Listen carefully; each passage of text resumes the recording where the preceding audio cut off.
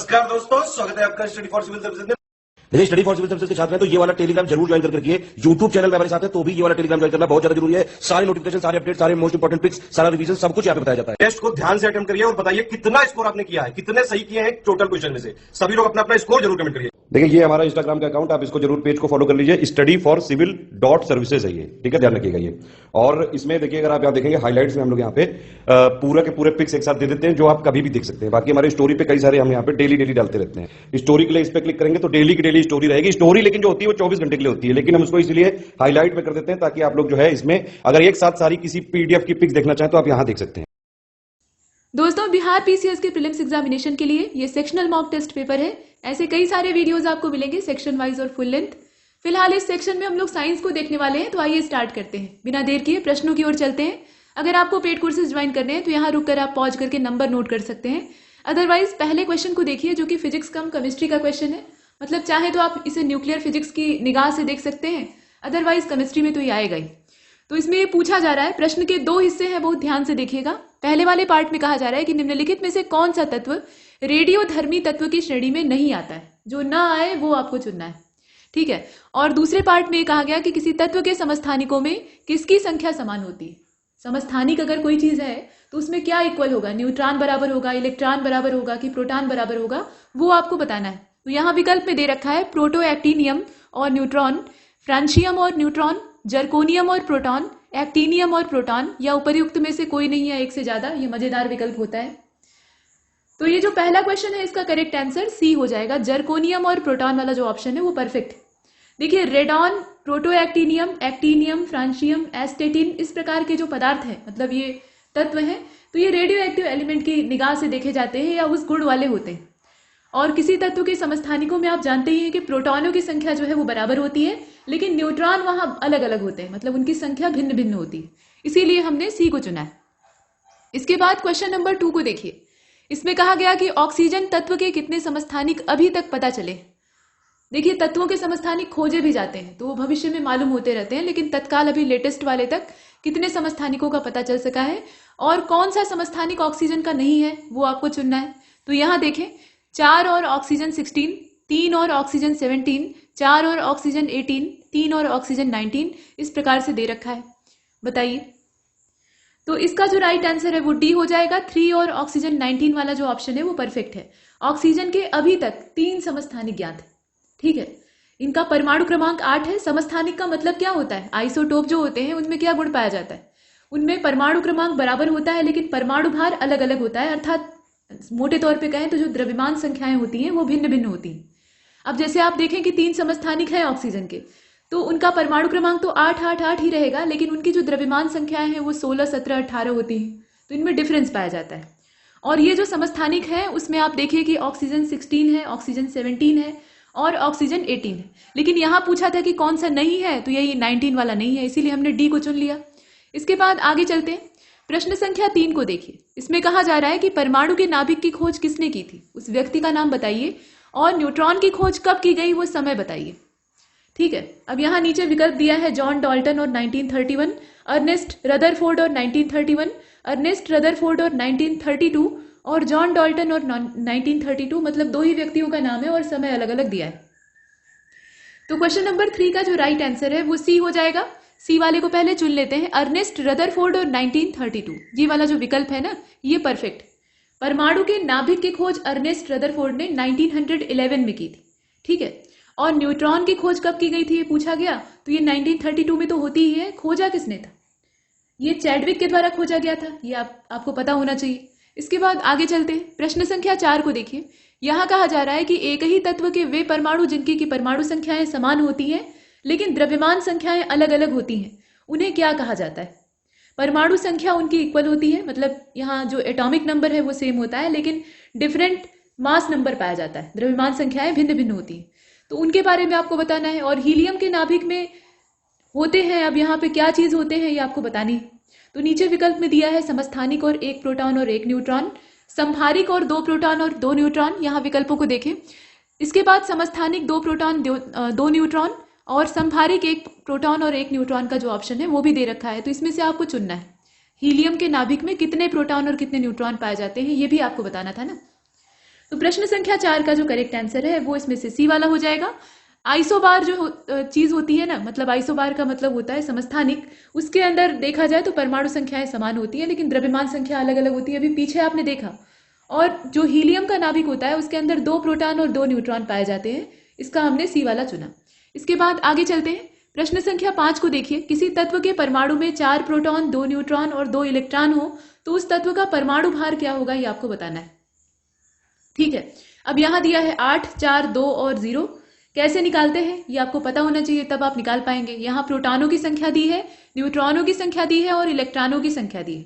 पूछ रहा है परमाणु भार, तो इसका ई वाला चुन लेते हैं पहले, क्योंकि इसमें कुछ भी चुनने लायक असल में था नहीं।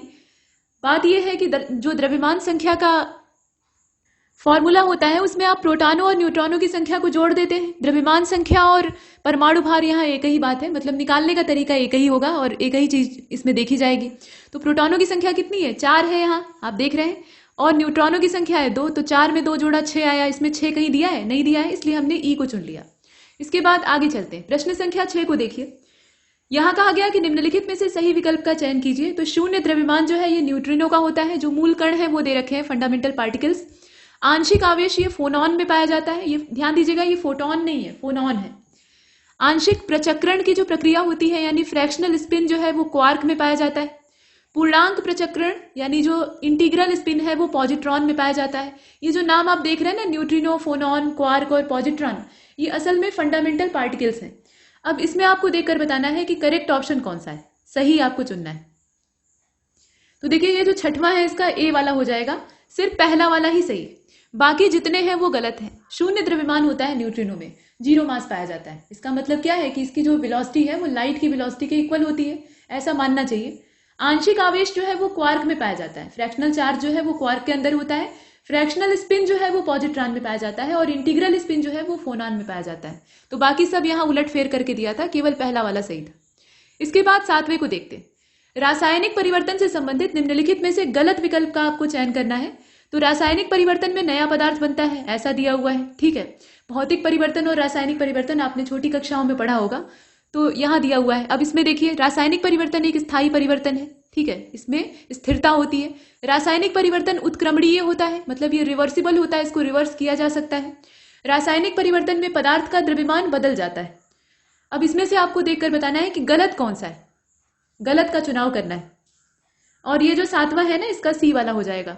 सी वाले में देखिए केमिकल चेंज जो है उसमें रिवर्सिबल प्रोसेस पाया जाता है, ये गलत दिया है। इरिवर्सिबल होता है, इसको वापस लौटाना या वापस फिर रिवर्स करना ये मुश्किल होता है, असंभव होता है। ठीक है, सामान्य विधि में तो असंभव ही होता है। रासायनिक परिवर्तन में नया पदार्थ बनता है, बेशक बनता है। रासायनिक परिवर्तन स्थायी परिवर्तन होता है, ये भी अच्छी बात है, लेकिन ये अनुत्क्रमणीय यानी इरिवर्सिबल होता है। ये सबसे इसका मुख्य गुण पाया जाता है और पदार्थ के द्रव्यमान में परिवर्तन होता है, ये सही बात है। तो इसमें गलत कौन सा है, सी वाला है। इसके बाद 8वें नंबर के क्वेश्चन को देखिए।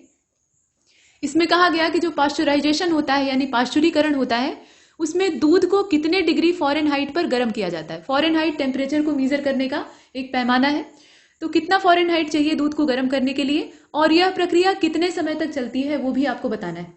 ठीक, दोनों चीजें बतानी है। तो यहाँ नीचे दिया है 145 डिग्री फ़ारेनहाइट से लेकर 150 डिग्री फ़ारेनहाइट और 30 मिनट का टाइम चाहिए होता है, या 145 डिग्री फ़ारेनहाइट और 150 डिग्री फ़ारेनहाइट के बीच का टेम्परेचर और 45 मिनट का टाइम चाहिए। वैसे ही यहाँ कुछ और भी दिया हुआ है, जैसे कि 140 से 145 के बीच का टेम्परेचर फ़ारेनहाइट में होना चाहिए और 45 मिनट चाहिए, या 140 और 145 के बीच का टेम्परेचर रहेगा और आधे घंटे का समय चाहिए। बताइए इसमें से कौन सा जो विकल्प है वो परफेक्ट। और इसका करेक्ट आंसर ऊपर ही दे रखा था, ज्यादा नीचे जाने की आवश्यकता नहीं है। 145 डिग्री फ़ारेनहाइट से लेकर 150 डिग्री फ़ारेनहाइट के बीच का तापमान चाहिए होता है। ये कुछ वातावरण पर भी निर्भर करता है, इसीलिए यहाँ पे टू बी एग्जैक्ट नहीं दिया है।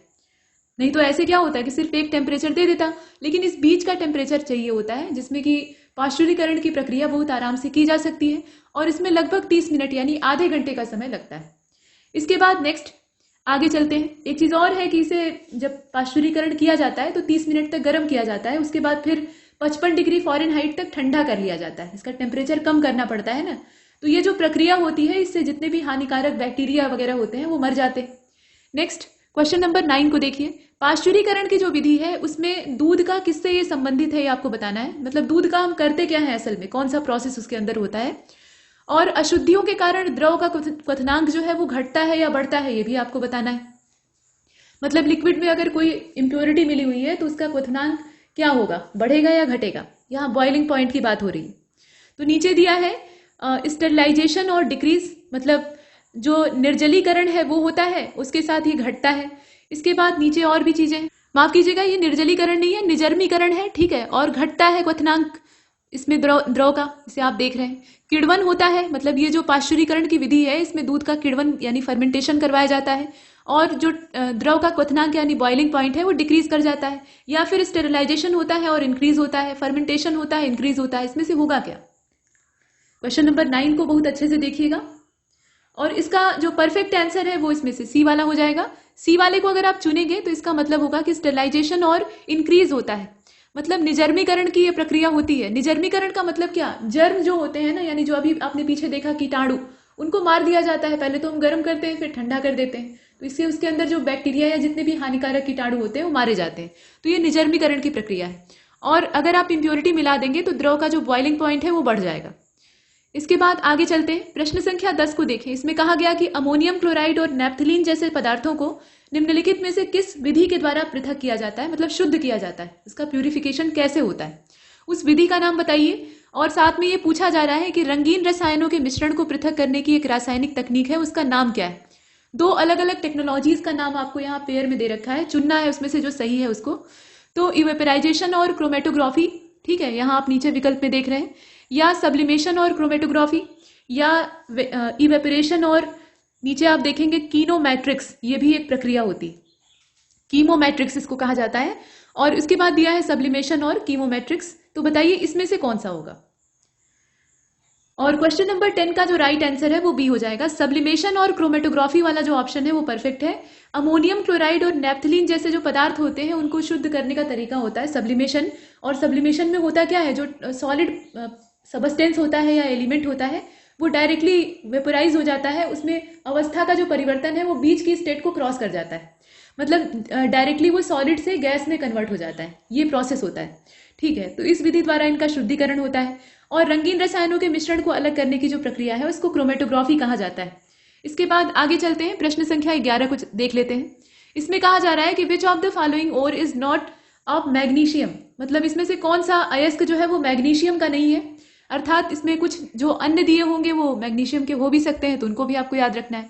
डोलोमाइट दिया है, कार्नेलाइट दिया है, इसके अलावा कीजेराइट दिया हुआ है, ये आप देख रहे हैं, और इप्सम सॉल्ट भी दिया हुआ है। तो बताइए कि मैग्नीशियम का और इसमें से कौन सा नहीं है। और इसका ई हो जाएगा, ई वाला विकल्प यहाँ काम कर रहा है। असल में ई हमने क्यों चुना, क्योंकि magnesite, dolomite, carnallite, kieserite, Epsom salt, ये सब क्या है, ये मैग्नीशियम के अयस्क हैं। तो इसमें कुछ भी ऐसा नहीं था जिसे कि हम बाहर कर सके, और यहाँ पूछा था जो न हो वो बताइए। चलिए आगे चलते हैं, प्रश्न संख्या 12, select the correct option among the following. Sodium का मैलेकाइट, ध्यान से देखें, पोटेशियम का सिल्वाइन, ठीक है, कैल्शियम का ट्रोना और कॉपर का कैल्साइट, ये अयस्कों के बारे में दे रखा है। अब आपको बताना यह है कि इसमें से करेक्ट कौन सा है। तो इसका हो जाएगा बी वाला, पोटेशियम का जो यहाँ सिल्वाइन दिया हुआ है वही एकमात्र करेक्ट है, बाकी जितने हैं वो उल्टे पुल्टे दे रखे हैं, मतलब सोडियम का ट्रोना हो जाएगा, ठीक है, और कैल्शियम का कैल्साइट हो जाएगा। कैल्शियम और कैल्साइट ये मिलते जुलते हैं तो इनको आपस में मिला दीजिए। कॉपर का अच्छा कौन सा होगा, तो कॉपर का मैलेकाइट हो जाएगा, ये किस दिन के लिए, मैलेकाइट तक पहुंचा दीजिए, बाकी जितने हैं वो ठीक ठाक है। इसके बाद आगे बढ़ते हैं, तो इसका हमने करेक्ट आंसर कौन सा चुना, बी वाला। प्रश्न संख्या 13 को देखिए, इसमें कहा जा रहा है, इसे ज्यादा बड़ा नहीं किया जा सकता लेकिन इतना बड़ा कर सकते हैं। प्रश्न संख्या 13 में कहा गया कि भूपर्पटी पर द्रव्यमान प्रतिशत के रूप में पाए जाने वाले तत्वों का सही क्रम क्या है, यानी what is the correct order of element found on crust as mass percentage. Mass percentage के आधार पर आपको अरेंज करना है। तो देखिए इसमें ऑक्सीजन दिया है, ध्यान से देखें, ऑक्सीजन दिया है, कार्बन दिया है, सिलिकॉन दिया है और कैल्शियम दिया है, मतलब क्रम ध्यान दीजिएगा, ऑक्सीजन, सिलिकॉन, कार्बन और कैल्शियम, ऑक्सीजन, कैल्शियम, सिलिकॉन और कार्बन, ऑक्सीजन, कार्बन, कैल्शियम और सिलिकॉन। द्रव्यमान प्रतिशत के रूप में पाए जाने वाले तत्वों का सही क्रम, मतलब ज्यादा जो पाया जाता है उसको पहले रखेंगे। और ये जो 13वां है इसका राइट आंसर ई हो जाएगा। इसमें देखकर भी लग रहा है कुछ भी परफेक्ट अरेंज नहीं किया है, मतलब इसमें आप देखें जो भूपर्पटी होती है यानी अर्थ की क्रस्ट होती है उस पर ऑक्सीजन की मात्रा, इनमें जो दे रखा है ऑक्सीजन की मात्रा सबसे सर्वाधिक, ये 46.8% के आसपास लगभग पाई जाती है। और उसके बाद दूसरे नंबर पर होता है सिलिकॉन 27.72% के आसपास। कैल्शियम की मात्रा 3.65 मात्र होती है। उसके बाद होता है कार्बन 0.6%। इस प्रकार से इनका मास परसेंटेज पाया जाता है। तो इसका हमने ई वाला चुना है। इसके बाद प्रश्न संख्या 14 को देख लेते हैं। निम्नलिखित में से गलत विकल्प का चयन कीजिए। तो कैलामाइन लिखा हुआ है और उसके आगे लिखा है उसका जो फार्मूला है, केमिकल फार्मूला ZnCO3। सिडेराइट का फार्मूला है FeCO3। आयरन पायराइट का फार्मूला है FeS2, यहाँ आप देखें। और नेटिव सिल्वर का जो फार्मूला होता है वो है Ag2O। Ag ये सिंबल किसका है? सिल्वर का है। और Fe जो है वो आयरन का सिंबल है। S जो है वो सल्फर का सिंबल है। तो आप देखकर बताइए इसमें से गलत कौन सा है। देखिए क्वेश्चन नंबर 14 का डी हो जाएगा। ये जो नेटिव सिल्वर का फार्मूला दे रखा है ना, यही गलत है। कैलामाइन का होता है ZnCO3, ठीक बात है। और सिडेराइट का FeCO3, वो भी सही है। आयरन पायराइट का होता है FeS2, वो भी सही दिया है। और नेटिव सिल्वर का मात्र होता है Ag। इसमें आपको कुछ भी जोड़ने की आवश्यकता नहीं है, शुद्ध चांदी। इसके बाद नेक्स्ट क्वेश्चन नंबर 15। एक मोती में लगभग कितने प्रतिशत एगोनाइट पाया जाता है? एगोनाइट का परसेंटेज उसमें कितना होता है वो आपको बताना है। और कितने प्रतिशत उसमें कांचियोलिन पाया जाता है वो भी बताना है। तो यहाँ दोनों का जो परसेंटेज यानी अनुपात है वो बताना है। दे रखा है 85% और 0 to 10%, 80% और 0 to 10%, या 80% और 0 to 12, या फिर 85 और इसके अलावा 0 to 12। देखिए क्वेश्चन नंबर 15 का हो जाएगा ए वाला, मतलब एक मोती में कैल्शियम कार्बोनेट। देखिए ये जो एर्गोनाइट लिखा हुआ है ना, ये असल में क्या है? कैल्शियम कार्बोनेट है। इसका नाम चेंज कर दिया है ताकि आप कंफ्यूज हो जाएं। तो ये जो कैल्शियम कार्बोनेट होता है इसका परसेंटेज सबसे ज्यादा होता है, 85% तो यही होता है, ठीक है। और बाकी जो है उसमें 2 से 4% जल पाया जाता है और करीब 0 से लेकर 10% तक कांचियोलिन पाया जाता है। कांचियोलिन एक तरह का प्रोटीन होता है जो कि जीवन का चिन्ह होता है। तो इसे हमने देखा और इसका करेक्ट आंसर कौन सा होगा? ए वाला हो जाएगा। इसके बाद नेक्स्ट क्वेश्चन नंबर 16 को देखिए। इसमें आपको सबसे जो दिया हुआ विकल्प है गलत वाला चुनना है, मतलब इसमें गलत कौन सा है वो चुनाव करना है। देखिए इसमें कहा गया है कि सबसे भारी प्राकृतिक तत्व जो है वो यूरेनियम है, सबसे भारी प्राकृतिक तत्व, ठीक है। और सबसे हल्की जो प्राकृतिक धातु है वो लिथियम है। सबसे भारी प्राकृतिक धातु पारा है। पारा एक धातु है जो कि रूम टेम्परेचर पर लिक्विड स्टेट में रहता है। और सबसे कठोर प्राकृतिक धातु जो है वो प्लेटिनम है। अब बताइए कि इसमें से इनकरेक्ट ऑप्शन कौन सा है? तो इसका सी वाला हो जाएगा। इसमें जो कहा गया है ना हैवीएस्ट नेचुरल मेटल जो है वो मरकरी है, ये वाला इसमें से इनकरेक्ट। सबसे भारी प्राकृतिक तत्व यूरेनियम है। सबसे हल्की जो प्राकृतिक धातु है वो लिथियम है। और सबसे भारी जो प्राकृतिक धातु है जो कि यहाँ मरकरी के तौर पे दे रखा है, असल में वो ऑस्मियम है, ठीक है। ये मरकरी नहीं है, ऑस्मियम होगा। बाकी जितना दिया है वो परफेक्ट है। प्लेटिनम जो है वो हार्डेस्ट नेचुरल मेटल है अभी तक का जितना ज्ञात है। इसके बाद क्वेश्चन नंबर 17। इसमें कहा गया कि निम्नलिखित में से कौन सी लैंप एक मिश्रित प्रकाश को उत्सर्जित करती है जो लगभग सूर्य के प्रकाश के जैसा होता है? मतलब सूर्य का प्रकाश तो नहीं होता लेकिन उसी के समान होता है। और निम्नलिखित में से कौन सी धातु प्रकृति में मुक्त अवस्था में पाई जाती है? मतलब metal is found in free state in the nature, वो कौन सी है? तो यहाँ नीचे दिया हुआ है फ्लोरोसेंट लैंप यानी प्रतिदीप्ति लैंप और सोना, पारा लैंप यानी मरकरी लैंप और जिंक। इसके बाद फ्लोरोसेंट लैंप और एल्यूमिनियम दे रखा है और मरकरी लैंप और क्रोमियम दिया हुआ है। तो बताइए इसमें से कौन सा होगा? 17 का ए वाला ही चुन लेते हैं, फ्लोरोसेंट लैंप और गोल्ड, ठीक है। ये वाला ऑप्शन परफेक्ट है। जो गोल्ड है ना वो प्रकृति में मुक्त अवस्था में पाया जाता है, इसका ये गुण होता है। और प्रतिदीप्ति लैंप के अंदर जो मिश्रित प्रकाश उत्सर्जन होता है यानी बाहर निकलता है प्रकाश, वो सूर्य के प्रकाश के लगभग बराबर होता है। इसके बाद प्रश्न संख्या 18 में चलते हैं। What is the chemical formula plaster of Paris? Plaster of Paris का रासायनिक सूत्र क्या है? और which of the following is best conductor of heat? Best conductor of heat, good नहीं बेस्ट, मतलब सबसे अच्छा। तो यहाँ पर CaSO4.H2O लिखा हुआ है, ये आप ध्यान दीजिएगा, प्लास्टर ऑफ पेरिस का फार्मूला है। प्लास्टर ऑफ पेरिस का फार्मूला या फिटकरी का फार्मूला जो पोटाश फिटकरी होती है, इसका बहुत तेज छोटी कक्षाओं में लोग याद करते हैं, बच्चे लोग जो होते हैं वो रटते हैं। यहाँ आपने रटा होगा ऐसी अपेक्षा की जाती है। तो CaSO4.H2O और पारा, CaSO4.H2O और बेंजीन, इसके बाद CaSO4 और इंटू हाफ H2O, ये क्या है? हाफ है, हाफ H2O और पारा, और CaSO4.half H2O और बेंजीन। बताइए इसमें से कौन सा होगा? बेस्ट कंडक्टर ऑफ हीट आपको चुनना है लास्ट वाले में। तो क्वेश्चन नंबर 18 का सी वाला हो जाएगा, CaSO4 इंटू हाफ H2O और मरकरी, ठीक। जो पारा है वो ऊष्मा का सर्वाधिक या सबसे उत्तम चालक है, सबसे उत्तम चालक है, इसे आप याद रखिएगा। इसके बाद क्वेश्चन नंबर 19 को देखिए। Select the correct option related to German silver. जो जर्मन सिल्वर होता है उसके बारे में, मतलब उसका जो कॉम्बिनेशन है, उसका कंपोजिशन आप कह सकते हैं, उसके बारे में सही विकल्प का आपको चयन करना है। कौन कौन सी चीज मिलाते हैं, तो कॉपर निकल और क्रोमियम मिलाते हैं, या फिर आयरन निकल और क्रोमियम का इसमें कॉम्बिनेशन होता है, या कॉपर निकल और आयरन का कॉम्बिनेशन होता है, या क्रोमियम आयरन और जिंक का कॉम्बिनेशन होता है। जरा देख कर बताइए सही कौन सा है। German silver. और इसका जो कॉम्बिनेशन है वो असल में तांबा निकल और जिंक को मिलाकर होता है। रेशियो यहाँ इंपॉर्टेंट नहीं है कि कितना कौन सा मिलाते हैं, कौन सा ज्यादा कौन सा कम होता है, क्या क्या मिलाते हैं बस इतना भी याद रखेंगे तो काम बन जाएगा। कौन कौन सी चीज है, तांबा है, निकल है और जिंक है, और यहाँ ऐसा कुछ भी नहीं है जिसे कि हम चुन सके, तो हम ई वाले को चुन लेते हैं। इसके बाद प्रश्न संख्या 20 को देखते हैं। यहाँ देखें, स्टील को कठोरता प्रदान करने के लिए उसमें किस चीज की मात्रा को बढ़ा देना चाहिए, मतलब वो क्या चीज है जो कि मिलाने से ये ज्यादा कठोर हो जाएगा। और हवा में एक कोई वस्तु है जिसकी उपस्थिति के कारण पीतल का रंग फीका पड़ जाता है, तो यहाँ नीचे विकल्प में दिया है कार्बन और नाइट्रोजन, मैग्नीज और ऑक्सीजन, सिलिकॉन और हाइड्रोजन सल्फाइड, या फिर क्रोमियम और ऑक्सीजन। बताइए इसमें से कौन सा पेयर परफेक्ट। और इसका जो राइट आंसर है वो इसमें से ई वाला हो जाएगा। कुछ भी सही नहीं है, यहाँ भी ई वाले की चांदी है। ई वाला विकल्प हमेशा काम देता है जब कोई नहीं काम आता तब।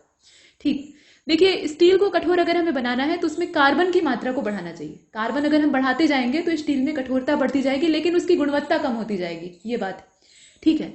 और हवा में हाइड्रोजन सल्फाइड जब पाया जाता है तो इसकी वजह से पीतल का रंग फीका पड़ जाता है, ये बात इसमें आपने देखा, तो ई वाला सही है। इसके बाद 21वें को देखते हैं। 21वें में कहा जा रहा है कि which of the following branch is not of inorganic chemistry, मतलब इसमें से कौन सी शाखा अकार्बनिक रसायन विज्ञान से संबंध नहीं रखती है। और which of the following branch is not of the organic chemistry, बताइए जो संबंध न रखे वो आपको चुनना है। पहले वाले में इनऑर्गेनिक और दूसरे वाले में ऑर्गेनिक। तो नीचे दिया है बायो इनऑर्गेनिक केमिस्ट्री और स्टीरियो केमिस्ट्री, यहाँ देखें उसकी ब्रांचेस के नाम दे रखे हैं, या जियो केमिस्ट्री और पॉलीमर केमिस्ट्री, या इन ऑर्गेनिक मेटालिक केमिस्ट्री और मटेरियल केमिस्ट्री, इस प्रकार से दिया है, और सिंथेटिक इनऑर्गेनिक केमिस्ट्री और मेडिसिनल केमिस्ट्री। ठीक है, मतलब औषधि रसायन। तो बताइए कि इसमें से कौन सी ताल्लुक नहीं रखती। और क्वेश्चन नंबर 21 इसका सी वाला हो जाएगा। ये जो कार्बन धात्विक रसायन यानी ऑर्गेनिक मेटालिक केमिस्ट्री है और उसके साथ मटेरियल केमिस्ट्री है, ये वाले इसमें परफेक्ट होगी। मतलब अकार्बनिक रसायन से किसका संबंध नहीं है, चूंकि अकार्बनिक है उसके अंदर कार्बन है ही नहीं है, तो उसमें कार्बन कहां से घुस जाएगा, इससे भी आप गेस कर सकते थे ना। ठीक है, कार्बन धात्विक रसायन उसका संबंध नहीं रख सकता।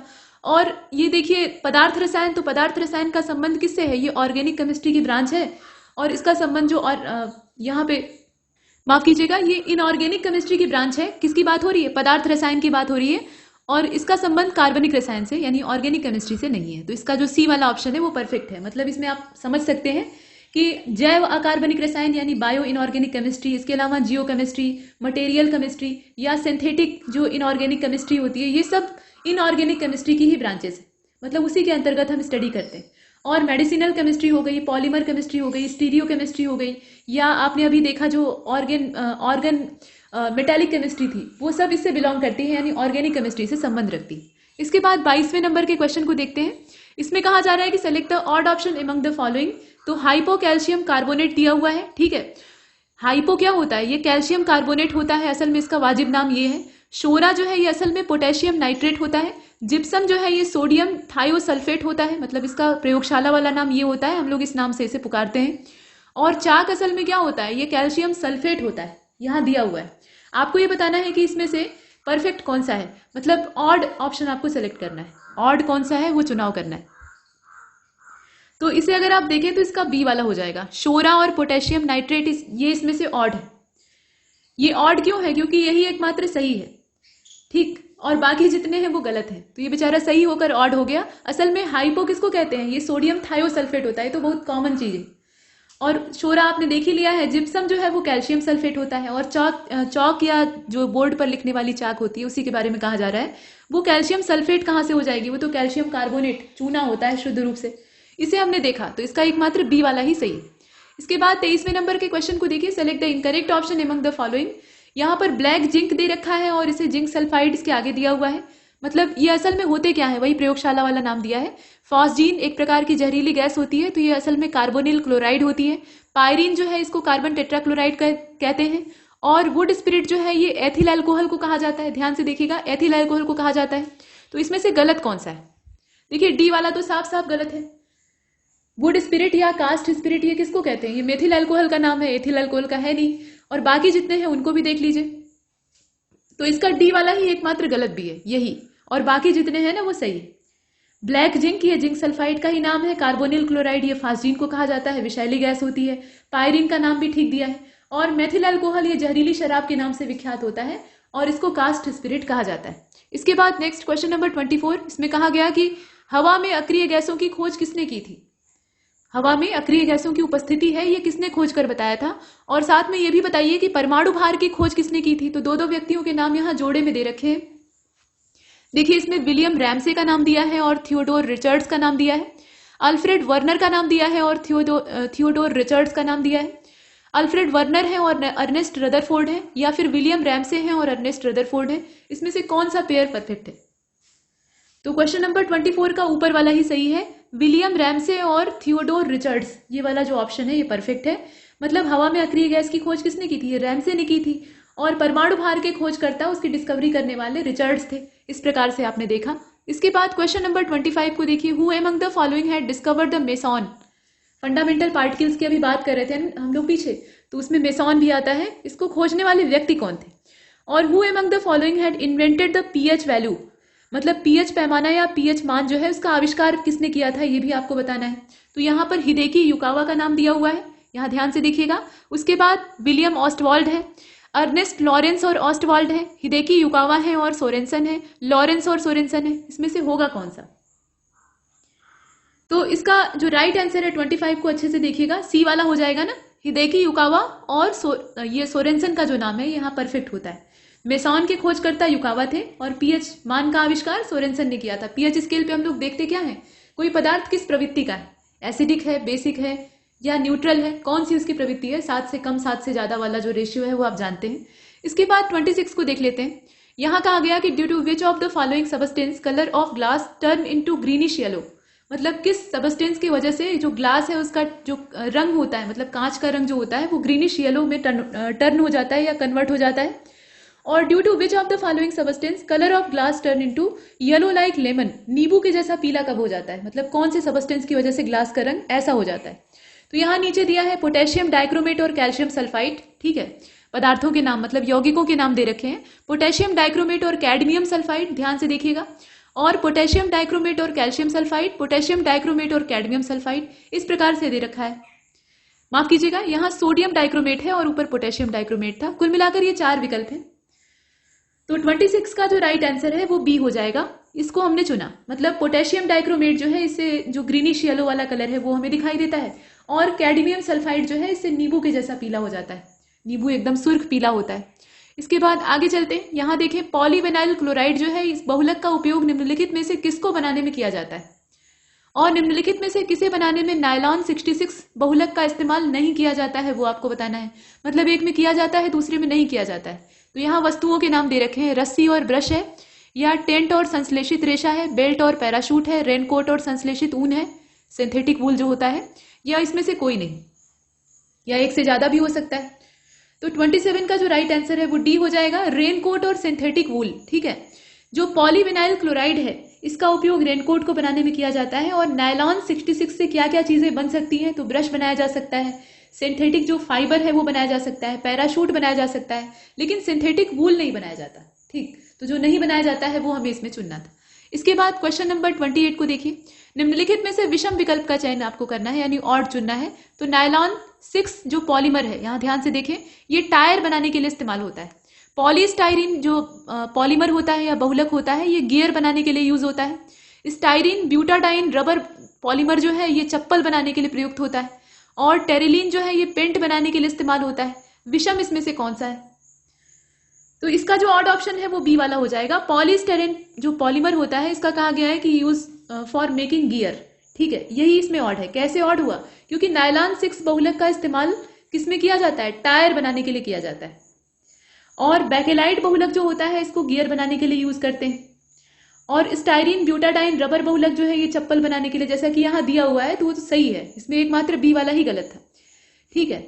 और उसके बाद तो गियर बनाने का काम किससे किया जाता है, ये जो बैकेलाइट बहुलक होता है उससे होता है, ना कि पॉलीस्टाइरिन जो पॉलीमर होता है उससे किया जाता है। और टेरिलीन का उपयोग पेंट बनाने के लिए किया जाता है, वो सही बात। तो बी वाले को चुना। आगे चलते हैं, क्वेश्चन नंबर 29 को देखिए। प्रोड्यूसर गैस में निम्नलिखित में से किस गैस का परसेंटेज सबसे ज्यादा होता है? तो कार्बन मोनोऑक्साइड, हाइड्रोजन, इसके बाद CO2 है और एथिलीन है। इस प्रकार से गैसों के नाम दिए हैं। तो प्रोड्यूसर गैस का आपको पहले तो कॉम्बिनेशन मालूम होना चाहिए और इसका ई वाला चुन लीजिए क्योंकि इसमें कुछ परफेक्ट नहीं है। सबसे ज्यादा परसेंटेज किसका होता है ये पूछा जा रहा है।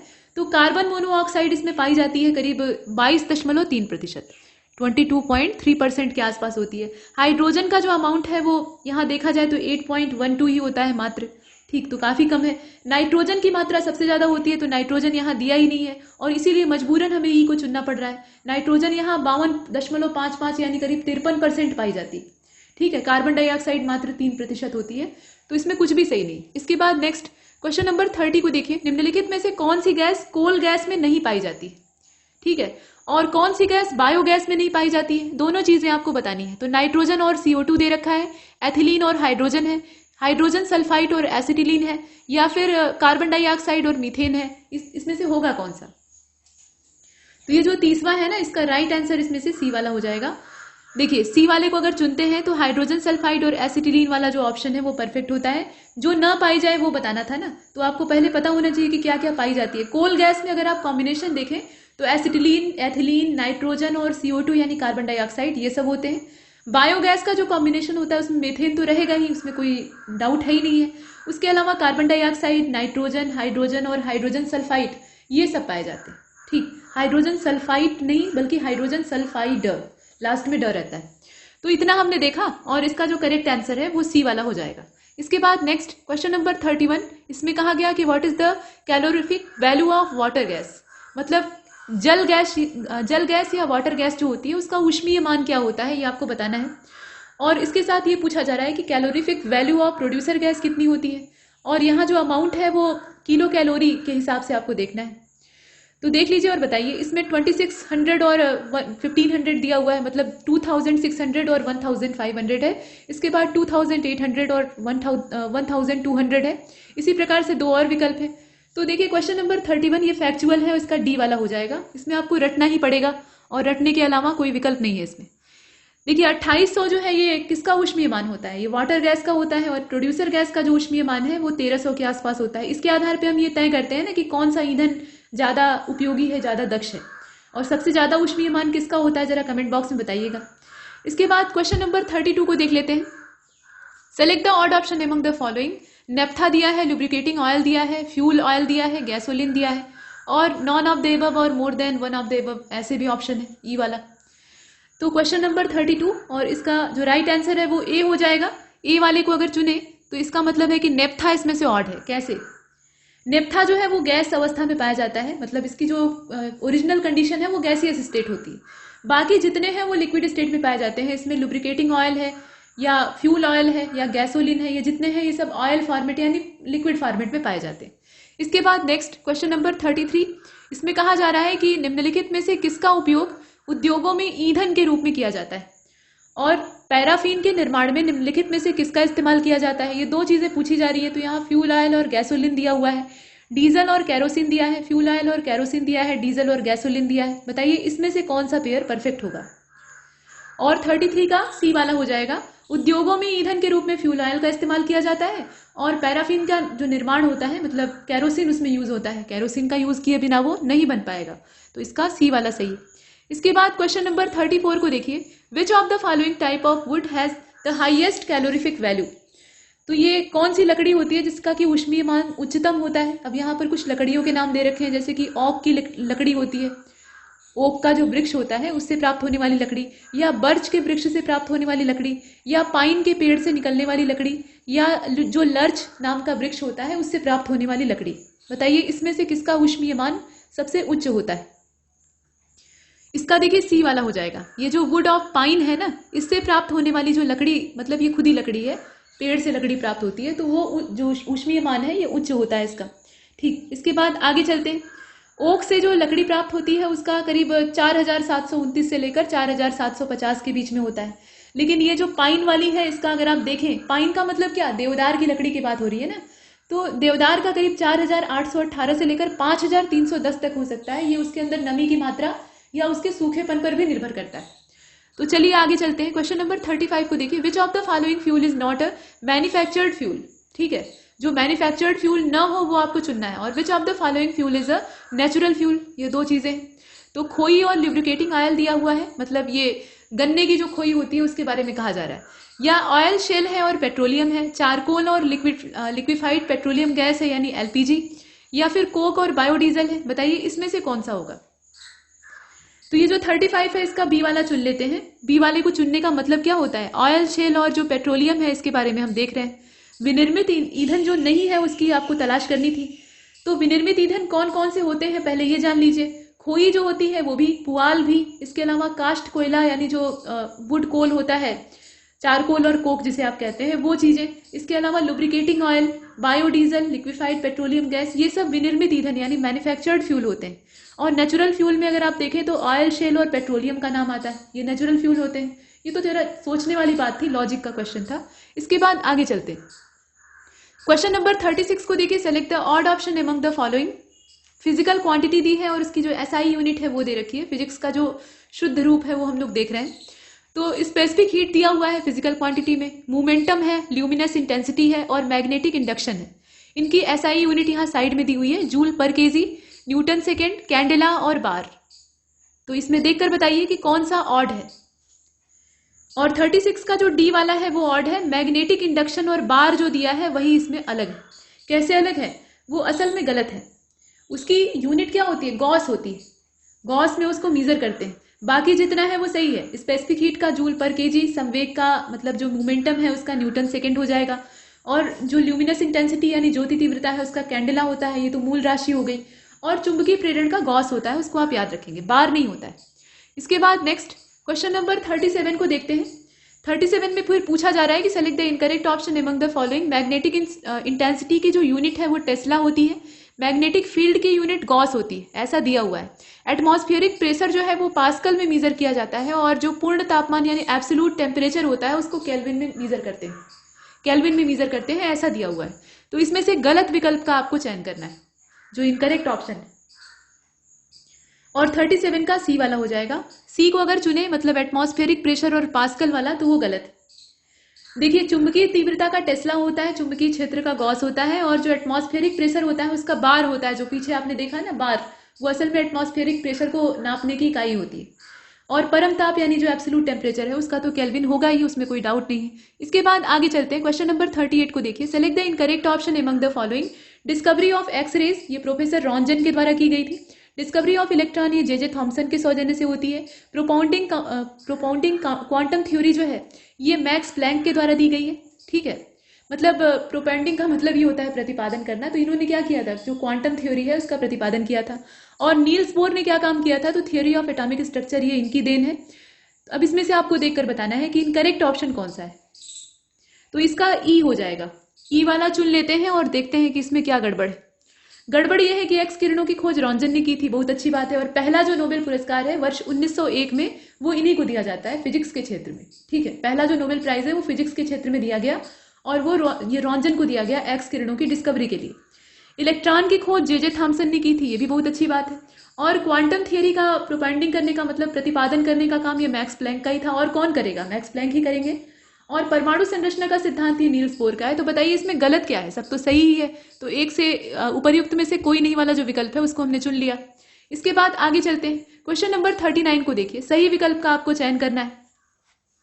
तो एडवर्ड एपल्टन न्यूट्रॉन की खोज करते हैं। जेम्स चैडविक जो है वो अपवर्ती सिद्धांत यानी एक्सक्लूजन प्रिंसिपल जो है, पाउली एक्सक्लूजन प्रिंसिपल आपको याद आ रहा होगा, वही वाला है।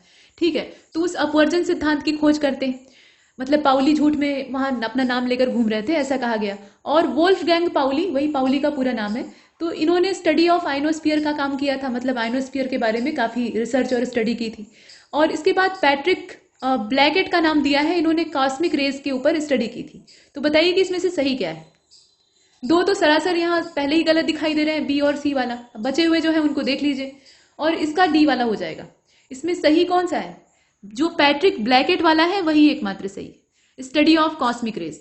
हालांकि कॉस्मिक रेज की स्टडी पर काफी काम हमारे जो इंडियन साइंटिस्ट हैं उन्होंने भी किया है। ठीक है, लेकिन जो नाम ले जाने का या क्रेडिट लेने का काम होता है वो विदेशी कर लेते हैं। बाकी जितने हैं उन्हें आप देख सकते हैं। इसमें जेम्स चैडविक जो है वो न्यूट्रॉन की खोज किए थे, तो यहाँ एपल्टन का नाम कहाँ से आ जाएगा। वोल्फगैंग पाउली का एक्सक्लूजन प्रिंसिपल है, पाउली का अपवर्जन सिद्धांत आप पढ़ते हैं। और आयनोस्फीयर की स्टडी का काम ये एपल्टन का था, तो इसमें सब उलट फेर करके दिया है, एकमात्र डी वाला सही। 40 को देखिए, select the odd option among the following. Invention of dynamo. Dynamo जो है वो यांत्रिक ऊर्जा को विद्युत ऊर्जा में कन्वर्ट करता है, तो इसको इन्वेंट करने वाले व्यक्ति कौन थे, माइकल फैराडे थे, ऐसा यहाँ दिया हुआ है, ठीक है। रेडियो का आविष्कार मार्कोनी ने किया था। होलोग्राफी के आविष्कारक जो थे वो डेनिश गेबर थे। और डायलिसिस मशीन का आविष्कार एडवर्ड चार्ल्स पिकरिंग ने किया था। तो बताइए कि इसमें से जो विषम विकल्प है यानी ऑड ऑप्शन है वो कौन सा है। इसका डी हो जाएगा, invention of dialysis machine Edward Pickering, ठीक है। एडवर्ड चार्ल्स पिकरिंग इनका पूरा नाम था, इन्होंने इसे खोजा था। ये वाला इसमें से ऑड है, कैसे। डायनेमो का आविष्कार माइकल फैराडे ने किया था। रेडियो का ठीक ठाक दिया है मार्कोनी। होलोग्राफी वाला भी ठीक दिया है।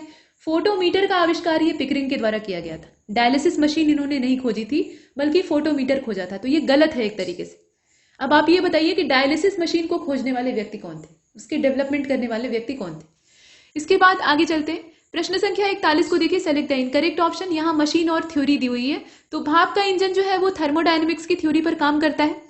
जो इलेक्ट्रिकल जनरेटर होता है वो विद्युत चुंबकीय संचरण यानी इलेक्ट्रोमैग्नेटिक ट्रांसमिशन पर काम करता है। रॉकेट लॉन्चिंग जो होती है वो न्यूटन के थर्ड लॉ ऑफ मोशन के अकॉर्डिंग होती है। और एयरक्राफ्ट का जो पूरा प्रिंसिपल होता है, उसका स्ट्रक्चर होता है, वो बर्नौली के प्रिंसिपल जो फ्लूइड डायनेमिक्स में उन्होंने दिया था उस पर काम करता है। तो बताइए कि इसमें मशीन और थ्योरी कौन सी गलत मिलान की हुई है, मतलब यहाँ पे गलत विकल्प का आपको चयन करना है। तो क्वेश्चन नंबर 41 का बी हो जाएगा, बी वाले को चुन लीजिए। ये विद्युत जनरेटर और विद्युत चुंबकीय संचरण यानी ट्रांसमिशन वाला जो दिया है ये गलत है। असल में ये विद्युत चुंबकीय प्रेरण पे काम करता है, ठीक है। प्रेरण यहाँ पर होना चाहिए था यानी इंडक्शन, तो इलेक्ट्रोमैग्नेटिक इंडक्शन हो जाएगा। बाकी जितना दिया है वो सही है। स्टीम इंजन जो है वो थ्योरी ऑफ थर्मोडायनेमिक्स पे काम करता है, ठीक है। कौन सा लॉ लगता है यहाँ थर्मोडायनेमिक्स का जरा बताइएगा। और इलेक्ट्रिकल जनरेटर का आपने देखा है। रॉकेट लॉन्चिंग होती है तो उसमें आप देखते हैं कि रॉकेट ऊपर की ओर जाता है, उसको लॉन्च करने के लिए क्या करते हैं, पहले ईंधन को जलाते हैं, प्रज्वलित करते हैं, तो उससे गर्म गैसें बहुत वेग से पृथ्वी पर दबाव डालती हैं, नीचे की ओर प्रेशर डालती हैं। जब अर्थ पे उतनी क्रिया होती है तो उतनी ही बराबर मात्रा में अर्थ जो है वो अपना रिएक्शन यानी अपनी प्रतिक्रिया उल्टी दिशा में ऊपर की ओर देती है, अर्थात रॉकेट को तेजी से ऊपर की ओर पुश करती है। तो रॉकेट इतनी ज्यादा रफ्तार पकड़ लेता है कि वो इसके वेलोसिटी जो अर्थ के ग्रेविटेशनल फील्ड को पार करने के लिए चाहिए होती है उसको क्रॉस कर जाता है, और यही कारण है कि वो पृथ्वी के गुरुत्वाकर्षण क्षेत्र से बाहर निकल जाता है। इसके वेलोसिटी अगर वो नहीं प्राप्त कर पाएगा तो बाहर नहीं जा पाएगा, ये आप जानते हैं। तो ये सब आपने देखा, बाकी सभी सही है, केवल बी वाला इसमें गलत है। इसके बाद क्वेश्चन नंबर 42 को देखिए, select the odd option among the following. Machine दिया है, थ्योरी दिया है, जैसे पीछे दिया था। तो सोनार है, और सोनार का जो प्रिंसिपल है उसमें रिफ्रैक्शन ऑफ, यहाँ ध्यान दीजिएगा, refraction of ultrasonic waves. Optical fibre का जो प्रिंसिपल है वो total internal reflection of light पर काम करता है। इलेक्ट्रॉन माइक्रोस्कोप जो है वो वेव नेचर ऑफ इलेक्ट्रॉन की जो थ्योरी है उस पर वर्क करता है। फोटो सेल का काम फोटो इलेक्ट्रिक इफेक्ट पर बेस करता है, मतलब प्रकाश विद्युत प्रभाव पर आधारित है। और न्यूक्लियर रिएक्टर जो है ये कंट्रोल्ड न्यूक्लियर फिजन का एक एग्जाम्पल है, कंट्रोल्ड न्यूक्लियर फिजन का एक एग्जाम्पल है। फिजन और फ्यूजन दोनों होता है, तो इसमें आप कंफ्यूज मत होइएगा। देखिए बताइए इसमें से ऑड कौन सा है। तो 42 का राइट आंसर ए हो जाएगा। सोनार और जो पराश्रव्य दिया है ना अल्ट्रासोनिक वेव वाला, यही एकमात्र इसमें से ऑड है, क्योंकि वो सही है, ठीक। लेकिन सही कैसे होगा, यहाँ पे थोड़ा सा ध्यान से देखिए, ये सही नहीं हो सकता। रिफ्लेक्शन दिया है ना, रिफ्लेक्शन होना चाहिए था।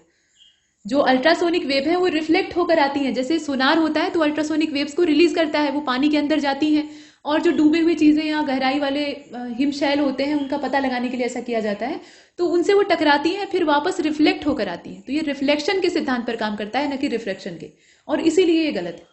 इसीलिए बहुत बारीकी से पढ़ना चाहिए। बाकी जितने हैं वो सही है। प्रकाशिक तंतु यानी ऑप्टिकल फाइबर, ये टोटल इंटरनल रिफ्लेक्शन वाली जो थ्योरी होती है, मतलब जितनी मात्रा में उसके ऊपर लाइट पड़ रही है उतना ही वो रिफ्लेक्ट कर दे रहा है, टोटल उसके अंदर रिफ्लेक्शन की पावर है, उस पर काम करता है। इलेक्ट्रॉन माइक्रोस्कोप का जो बेसिक प्रिंसिपल है वो इलेक्ट्रॉन की जो वेव नेचर होता है उस पर, मतलब डुअल नेचर पाया जाता है, तो उसमें से जो वेव नेचर होता है उस पर वर्क करता है। फोटो सेल जो है ये फोटो इलेक्ट्रिक इफेक्ट जो होता है उस पर वर्क करता है, और फोटो इलेक्ट्रिक इफेक्ट के लिए आइंस्टीन को नोबेल पुरस्कार दिया गया था। कुछ लोग इस भ्रम में रहते हैं कि उन्हें थ्योरी ऑफ रिलेटिविटी के लिए नोबेल प्राइज दिया गया था। खैर, और नाभिकीय रिएक्टर वाला जो है वो नाभिकीय विखंडन के सिद्धांत पे काम करता है, लेकिन नियंत्रित अभिक्रिया होती है। चलिए आगे चलते हैं।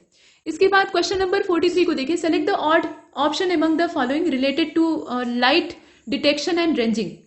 ठीक है, यहाँ पे लाइट डिटेक्शन एंड रेंजिंग से रिलेट करता हुआ जो ऑड ऑप्शन है वो आपको सिलेक्ट करना है। तो एरोसॉल की स्टडी करने के लिए ये यूज होता है। बादलों की जो संरचना होती है, मतलब क्लाउड स्ट्रक्चर या क्लाउड कंपोजिशन आप कह सकते हैं, उनको डिटरमाइन करने के लिए यूज होता है। टू स्टडी एटमॉस्फेरिक फिनोमिनाज या डेंटल ट्रीटमेंट के लिए यूज होता है, या इसमें से कोई भी इस्तेमाल नहीं होता है, या एक से ज्यादा होता है, बताइए। तो देखिए 43 का राइट आंसर डी हो जाएगा। डी का मतलब यह है कि डेंटल ट्रीटमेंट जो है वो इसमें से ऑड है। यहाँ विषम विकल्प का चयन करना था, बाकी जितने हैं वो सही है। हम लोग किसकी बात कर रहे हैं? लाइट डिटेक्शन एंड रेंजिंग, मतलब हम लोग लेजर की बात कर रहे हैं। ठीक, तो लेजर का इस्तेमाल, माफ कीजिएगा, हम लोग लाइट डिटेक्शन एंड रेंजिंग की बात कर रहे हैं। तो लाइट डिटेक्शन एंड रेंजिंग में ये तीनों चीजें आएंगी। यहाँ थोड़ा सा बोलने में मिस्टेक हुआ है। एरोसॉल का स्टडी जो है वो भी उससे किया जा सकता है। क्लाउड का जो कंपोजिशन है, मतलब उसके अंदर किस तरह की संरचना बन रही है, किस प्रकार का वो बादल है, इसकी स्टडी करनी है तो उसमें भी यूज कर सकते हैं। और वायुमंडलीय घटनाओं का हम अध्ययन भी कर सकते हैं। लेजर का उपयोग जो है वो दांत के उपचार में हो सकता है। ठीक है, इसमें आप देखिए तो डेंटल ट्रीटमेंट जो है वो लेजर से होता है। अब इसमें अगर देखा जाए तो ऑड जो है वो डी वाला है, बाकी तीनों जो है वो इसके इस्तेमाल है। इसके बाद आगे चलते हैं। क्वेश्चन नंबर 44 को देखिए। Select the odd option among the following. Tarapur atomic power station ये गुजरात में है। काकरापार एटॉमिक पावर स्टेशन ये महाराष्ट्र में है। कैगा या कैगा एटॉमिक पावर स्टेशन जो है ये वेस्ट बंगाल में है। और ट्रॉम्बे एटॉमिक पावर स्टेशन ये महाराष्ट्र में है। तो आप बताएं कि इसमें से ऑड कौन सा है। और क्वेश्चन नंबर 44 का डी वाला हो जाएगा। डी का मतलब ये हुआ कि इसमें Trombay atomic power station Maharashtra जो दिया है यही इसमें से ऑड है। कैसे? ट्रॉम्बे एटॉमिक पावर स्टेशन ये महाराष्ट्र में ही है, लेकिन बाकी जो है उन्हें देखिए, तारापुर वाला ये गुजरात में कहाँ चला जाएगा? ये महाराष्ट्र में है। काकरापार जो है वो गुजरात में है। कैगा वाला कर्नाटक में है। तो बाकी जितने हैं वो गलत दिए हैं, यही एकमात्र सही है। इसके बाद 45 को देखते हैं। Which of the following material has the highest resistivity. ठीक है, इसमें से किसकी जो रेजिस्टिविटी है वो सबसे ज्यादा होती है? तो प्योर वाटर की होती है, या फिर सिल्वर की होती है, या एल्यूमिनियम की होती है, या फिर मरकरी की होती है, बताइए। तो 45 का ए हो जाएगा, प्योर वाटर। हाँ, जो रेजिस्टिविटी होती है ना, प्रतिरोधकता, विद्युत के प्रवाह को रोकने की क्षमता सबसे ज्यादा किसके अंदर होती है? ये शुद्ध जल के अंदर होती है। पानी के अंदर हमें करंट इसलिए मारता है क्योंकि उसमें बहुत सारी इंप्योरिटीज मिली हुई होती है। अगर शुद्ध जल रहे तो उसमें करंट फ्लो नहीं कर सकता है, या बहुत रेयर करेगा। ठीक, इसके बाद आगे चलते हैं। यहाँ बाकी जितने हैं वो सुचालक कहे जा सकते हैं। Question number 46। Select the incorrect option among the following. यहाँ पर काइनेस्थेटिक्स दिया हुआ है, और काइनेस्थेटिक्स जो होता है इसमें हम शरीर की भाषा यानी बॉडी लैंग्वेज की स्टडी करते हैं। ट्राइबोलॉजी जो होती है उसमें the study of force acting between relatively moving surfaces, मतलब दो जो रिलेटिव मूव करते हुए सरफेस है उनके बीच में जो फोर्स काम कर रहा है उसके बारे में हम स्टडी करते हैं, तो उसको कहते हैं कि वो ट्राइबोलॉजी। ठीक, और हॉरोलॉजी में हम समय की माप करते हैं। ठीक है, मेजरमेंट ऑफ टाइम। परमाणु भौतिकी यानी एटॉमिक फिजिक्स में हम structure and properties of atom के बारे में स्टडी करते हैं। तो बताइए कि इसमें से गलत कौन सा है? तो 46 का जो राइट आंसर है वो इसमें से हो जाएगा ई वाला। ई का मतलब ये है कि जो विकल्प है वो गड़बड़ है, अर्थात इसमें से कुछ भी चुनने योग्य नहीं था। अर्थात काइनेस्थेटिक्स ये जो विद्या होती है इसमें शरीर की भाषा का अध्ययन किया जाता है, बॉडी लैंग्वेज, सही बात है। ट्राइबोलॉजी में जैसा कि आपने देखा कि सापेक्ष जो सतह होती है वो चलती हुई होती है, उनके बीच में लगने वाला जो फोर्स होता है उसकी स्टडी करते हैं। हॉरोलॉजी का भी ठीक है, मतलब इसमें जितने हैं वो सभी सही हैं, और पूछ रहा है गलत क्या है, तो कुछ भी गलत नहीं है इसमें। इसके बाद 47 को देखते हैं। Select the incorrect option among the following. अब इसमें आपको देखना यह है कि गलत क्या है। प्रेशर का जो फार्मूला होता है वो मॉस इंटू वेलोसिटी होता है। ठीक है, ऐसा दिया है, द्रव्यमान गुणे वेग। त्वरण का जो फार्मूला होता है उसमें वेग परिवर्तन बटे समय, ये फार्मूला हम लोग यूज करते हैं। आवेग अगर निकालना है तो बल में हम समय अंतराल का गुणा कर देते हैं। घनत्व अगर हमें निकालना है तो द्रव्यमान में आयतन से यानी मास में वॉल्यूम से भाग दे देते हैं। तो बताइए कि इसमें से गलत कौन सा है? तो पहला वाला ही गलत है। प्रेशर का मॉस इंटू वेलोसिटी कहां से हो जाएगा? ठीक, संवेग का द्रव्यमान गुणे वेग। और प्रेशर का वैसे होता क्या है इसमें अगर आप देखें, फोर्स अपान एरिया होता है, बल बटे क्षेत्रफल। ठीक है, उसी हिसाब से इसको निकाला जाता है। क्षेत्रफल जितना कम रहेगा बल उतना ही ज्यादा लगेगा, दोनों में रेसिप्रोकल रिलेशन होता है। तो इस प्रकार से मतलब दाब उतना ही बढ़ जाएगा, ये कहने का मतलब जितना आप छोटा सरफेस रखेंगे या एरिया रखेंगे उतना ही प्रेशर में इंक्रीजमेंट होगा। तो ये एकमात्र गलत है इसमें, बाकी जितने हैं वो तो सही है। ठीक, इनमें आप देख सकते हैं। इसके बाद आगे चलते हैं। 48 को देखिए। विच ऑफ द फॉलोइंग, यहाँ है, विच of the following quantity is not a vector quantity. Scalar quantity और वेक्टर क्वांटिटी ये भी बहुत बेसिक फिनोमिना है, तो ये आपको पता होना चाहिए। वेक्टर क्वांटिटी में डायरेक्शन और मैग्नीट्यूड दोनों चाहिए होता है, और स्केलर में सिर्फ मैग्नीट्यूड से काम चल जाता है। तो यहाँ पूछा जा रहा है कि कौन सी क्वांटिटी वेक्टर क्वांटिटी नहीं है, और which of the following quantity is not a scalar quantity. कौन सी इसमें से स्केलर क्वांटिटी नहीं है। तो यहाँ दिया हुआ है विस्थापन और क्षेत्रफल यानी डिस्प्लेसमेंट और एरिया, मैग्नेटिक फील्ड और डेंसिटी, टेम्परेचर और इलेक्ट्रिक इंटेंसिटी, इलेक्ट्रिक करंट और वॉल्यूम, या नॉन ऑफ द एबव वाला जो ऑप्शन है वो भी मौजूद है। तो 48 का जो राइट आंसर है वो सी हो जाएगा। ठीक, सी को हमने चुना, टेम्परेचर और इलेक्ट्रिक इंटेंसिटी। पूछा ये जा रहा है ना कि कौन सी वेक्टर क्वांटिटी नहीं है, तो ये जो टेम्परेचर है ये वेक्टर क्वांटिटी नहीं है बल्कि scalar quantity.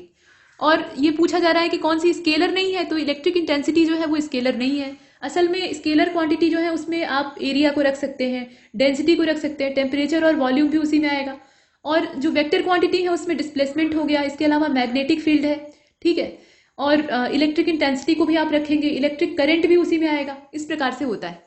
Next question number 49 को देखें। Select the odd option among the following, 1 microgram, 1 milligram, 1 ग्राम और 1 मीट्रिक टन और नॉन ऑफ द एबव। मतलब इसमें से विषम कौन सा है, बताइए। यहाँ देखें द्रव्यमान नापने की सारी इकाइयां दी हुई हैं। माइक्रोग्राम भी द्रव्यमान ही नापता है, मिलीग्राम भी वही काम करता है, ग्राम भी वही करता है और मीट्रिक टन में भी वही काम किया जाता है। लेकिन जरा ध्यान से देखिए, इसमें ऊपर की जो 3 है वो छोटे छोटे यानी कम मात्रा में जो पदार्थ होता है उसके द्रव्यमान को नापने के लिए इस्तेमाल होने वाली इकाइयां हैं। माइक्रोग्राम तो बहुत छोटा होता है और मीट्रिक टन जो है वो उतना ही भारी भरकम है। तो ये इसमें से ऑड हो सकता है। अब बताइए 49 का जो डी वाला है वो परफेक्ट हो जाएगा इसमें से। मीट्रिक टन जो है वो बड़ा मात्रक है, मतलब ये 10 टू द पावर जो हम लोग लगाते हैं ना उसमें नेगेटिव नहीं जाएगा, प्लस में जाएगा। बाकी जो है उसमें 1 माइक्रोग्राम जो है वो 10 टू द पावर -9 किलोग्राम में चला जाएगा, किलोग्राम में अगर निकालते हैं, ठीक है। मिलीग्राम को अगर देखें तो 10 टू द पावर -6 में चला जाएगा। 1 ग्राम जो है उसको अगर आप देखें तो 10 टू द पावर -3 किलोग्राम के इक्वल हो जाएगा। और 1 मीट्रिक टन जो है वो 10 टू द पावर 3 किलोग्राम के इक्वल होता है, मतलब सीधा सीधा 1000 किलोग्राम के बराबर होता है। तो ये बहुत बड़ा है और 10 टू द पावर प्लस वाली जो कोटि है उसमें चला जाएगा, इसलिए ऑड है। इसके बाद आगे चलते हैं। Select the correct option among the following. यहाँ लिखा हुआ है एक फर्मी जो है उसकी कोटि क्या होती है, तो उसकी जो पावर है वो 10 टू द पावर -16 मीटर होती है, ठीक है। और पिकोमीटर की जो पावर है वो 10 टू द पावर -12 मीटर के इक्वल होती है। 1 एंगस्ट्रॉम जिसमें कि एटॉमिक रेडियस वगैरह नापी जाती है, तो उसकी जो कोटि है वो 10 टू द पावर -11 मीटर के इक्वल होती है, ध्यान से देखिएगा। और 1 नैनोमीटर इसकी जो कोटि है वो 10 टू द पावर -10 मीटर के इक्वल होती है। करेक्ट ऑप्शन आपको सेलेक्ट करना है, जो सही है उसकी तलाश करनी। तो नैनो वाला वो 9 से डिनोट किया जाता है, -9, ठीक है, तो वो सही हो नहीं सकता। एंगस्ट्रॉम भी गलत दे रखा है, 10 टू द पावर -10 मीटर होता है। बाकी जो पिको और फर्मी है उन्हें देख लीजिए। और 50वें का बी वाला ही सही है, एकमात्र जो पिकोमीटर दिया हुआ है 10 टू द पावर -12 वही सही है। बाकी जितने हैं वो गलत है। यहाँ 10 टू द पावर -10 हो जाएगा, यहाँ 10 टू द पावर -9 हो जाएगा और फर्मी वाला जरा बताइए 10 टू द पावर -15 हो जाएगा, यहाँ 16 दिया है। बाकी जितने हैं वो गलत हो जाएंगे। इसके बाद आगे चलते हैं, 51 को देख लेते हैं।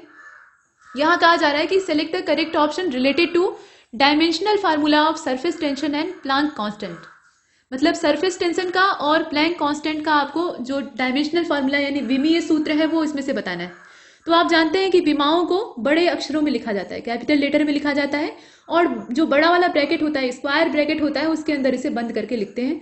तो इसमें आप देख लीजिए, ये लिखा हुआ है m की पावर 1, यहाँ कुछ कायदे से लिखा नहीं गया है, ये m1 लिखा है ना, तो इसको आप m की पावर 1 इस प्रकार से समझिएगा, ठीक है। m की पावर 1 और t की पावर -2 बड़े ब्रैकेट में, ठीक है। ये जो सरफेस टेंशन है यानी पृष्ठ तनाव है उसकी बीमा है।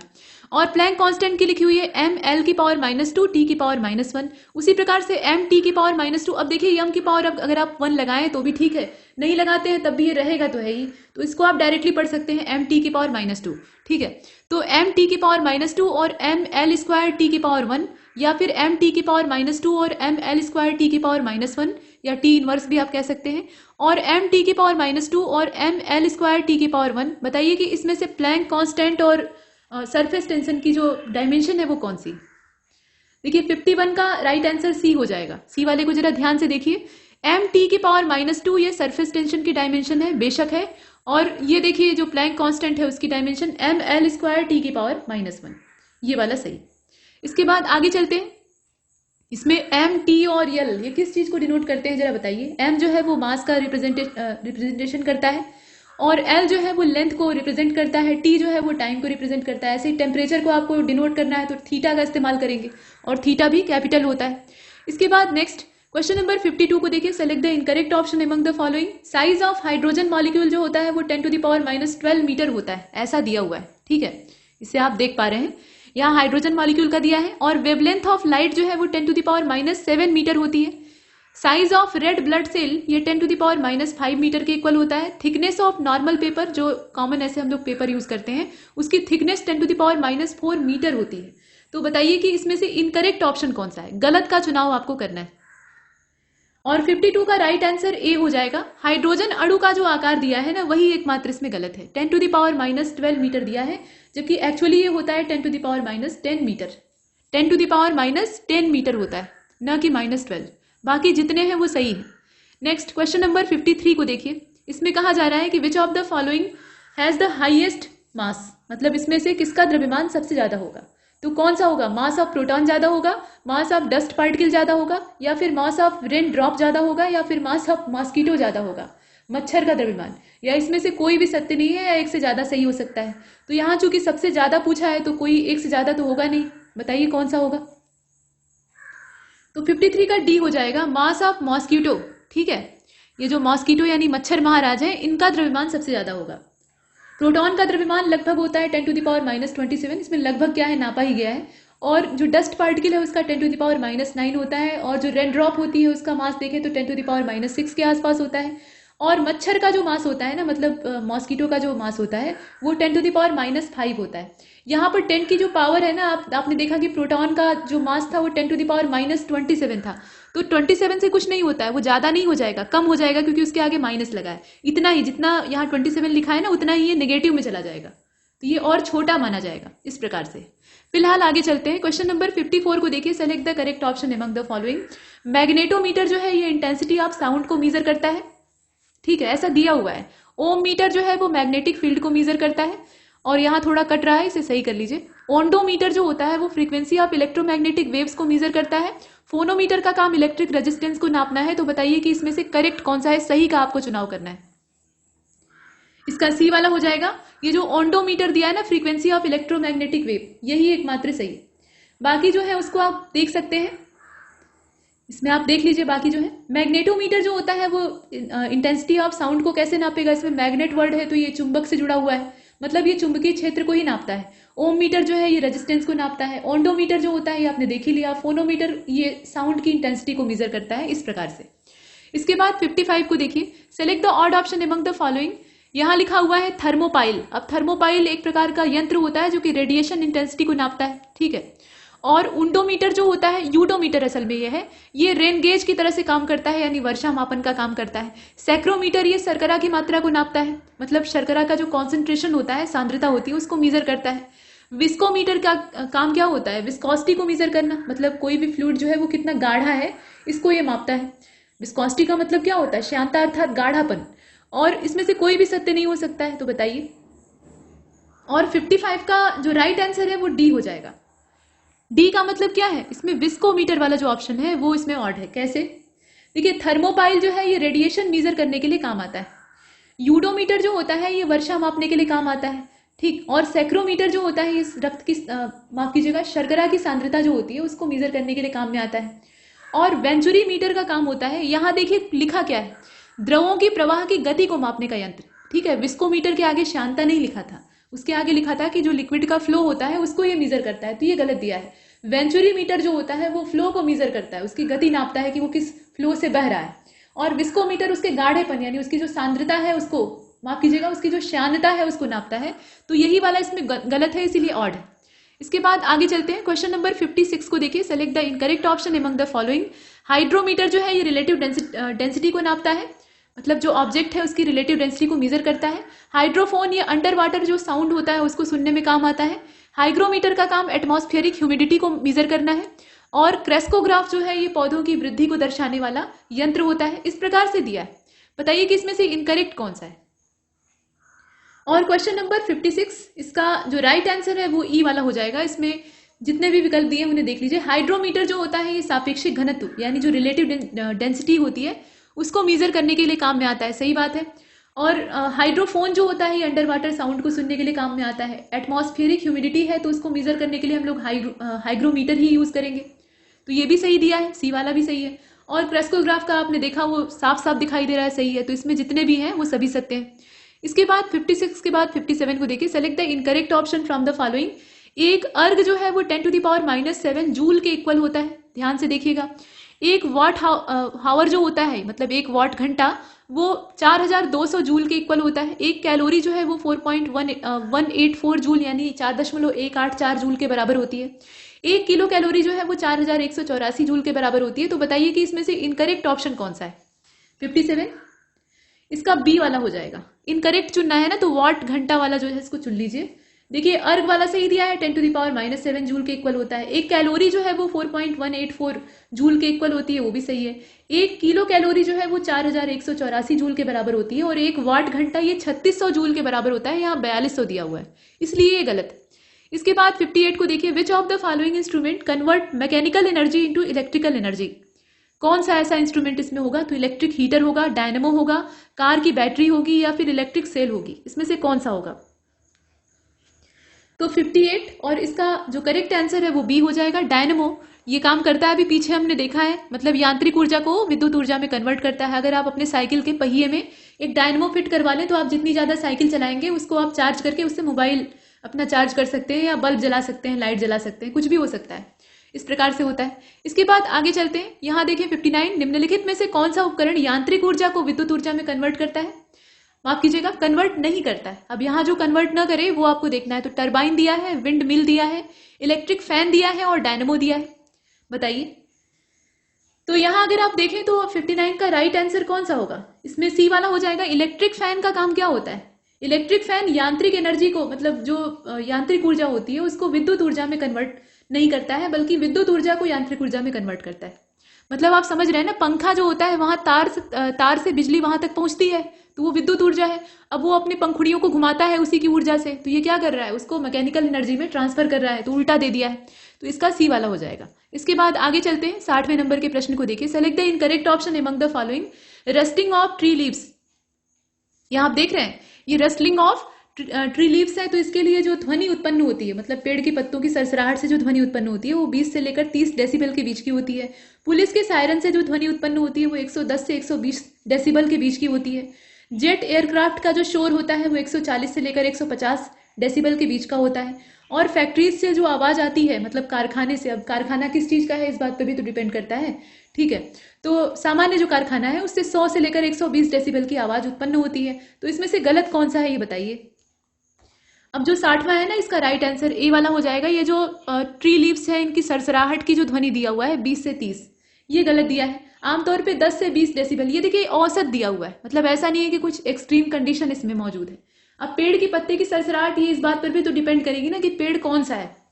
पता लगा कि सामान्य पेड़ है तो भाई इतना ही 10 से लेकर 20 के बीच में वो शोर करेगा, लेकिन पीपल का पेड़ है तब थोड़ी सी हवा चलेगी उसकी तालियां बजने लगेंगी, पत्तियां उसकी आपस में टकरा के बहुत भयंकर आवाज करती, तो वो खड़खड़ाहट जो है वो पता लगेगा कि 50 से ऊपर पहुंच जाएगी। ठीक इसी प्रकार से कारखाना, पता लगा कोई पत्थर तोड़ने का कारखाना है या स्टील प्लांट है, वहां जोरदार आवाज में काम हो रहा है, या मार्बल फैक्ट्री है वहां पत्थर तोड़े जा रहे हैं, तो वहां जो आवाज है वो ऊपर पहुंच जाएगी। लेकिन यहाँ एक एवरेज दिया हुआ है, तो हमने देखा इसका ए वाला जो है वो गलत है, बाकी सभी सही।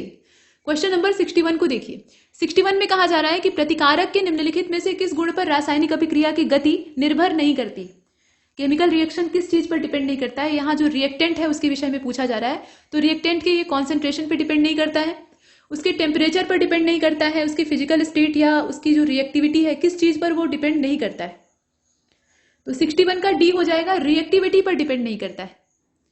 कैसे? रासायनिक अभिक्रिया की जो गति है वो प्रतिकारकों के सांद्रण, ताप, भौतिक अवस्था, इस तरह की जो चीजें होती हैं उन पर निर्भर करती है। प्रतिकारकों का ताप जितना ज्यादा होता है प्रतिक्रिया उतनी ही तेज होती है, इस प्रकार से है। इसके बाद आगे चलते हैं, प्रश्न संख्या 62 को देखिए। Who among the following is called father of Indian ecology, मतलब भारतीय पारिस्थितिकी का जनक किसे कहा जाता है, और भारतीय वनस्पति विज्ञान यानी जो फादर ऑफ इंडियन बॉटनी है वो किसको कहा जाता है।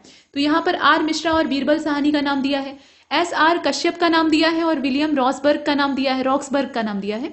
इसके बाद आर मिश्रा और रॉक्सबर्ग है, इसके अलावा कश्यप और बीरबल साहनी है। बताइए इसमें से कौन सा होगा। तो 62 का जो राइट आंसर है वो सी वाला हो जाएगा। ये आर मिश्रा और विलियम रॉक्सबर्ग हैं जिन्हें कि हम यहाँ पर चुनते हैं। नेक्स्ट क्वेश्चन नंबर 63 को देखते हैं। Who among the following has discovered the lysosome, lysosome को किसने खोजा था, और who among the following discovered the ribosome, ribosome की खोज किसने की थी? तो यहाँ पर कोलिकर और पैलाडे का नाम दिया है, डी डुवे और शेम्पर का नाम दिया है। कोलिकर और शेम्पर है या फिर डुवे और पैलाडे हैं, इसमें से कौन सा पेयर परफेक्ट होगा? तो ये डी डुवे थे जिन्होंने की लाइसोसोम्स को खोजा था, और पैलाडे के द्वारा जो राइबोसोम है उसकी खोज की गई थी। तो इसका जो परफेक्ट आंसर है वो डी हो जाएगा। डी वाले को चुन लीजिए। आगे चलते हैं। क्वेश्चन नंबर 64 को देखिए। Which of the following type of ribosome are found in chloroplast? Chloroplast में किस प्रकार का राइबोसोम पाया जाता है? और in which of the following part of body lysosome are not found?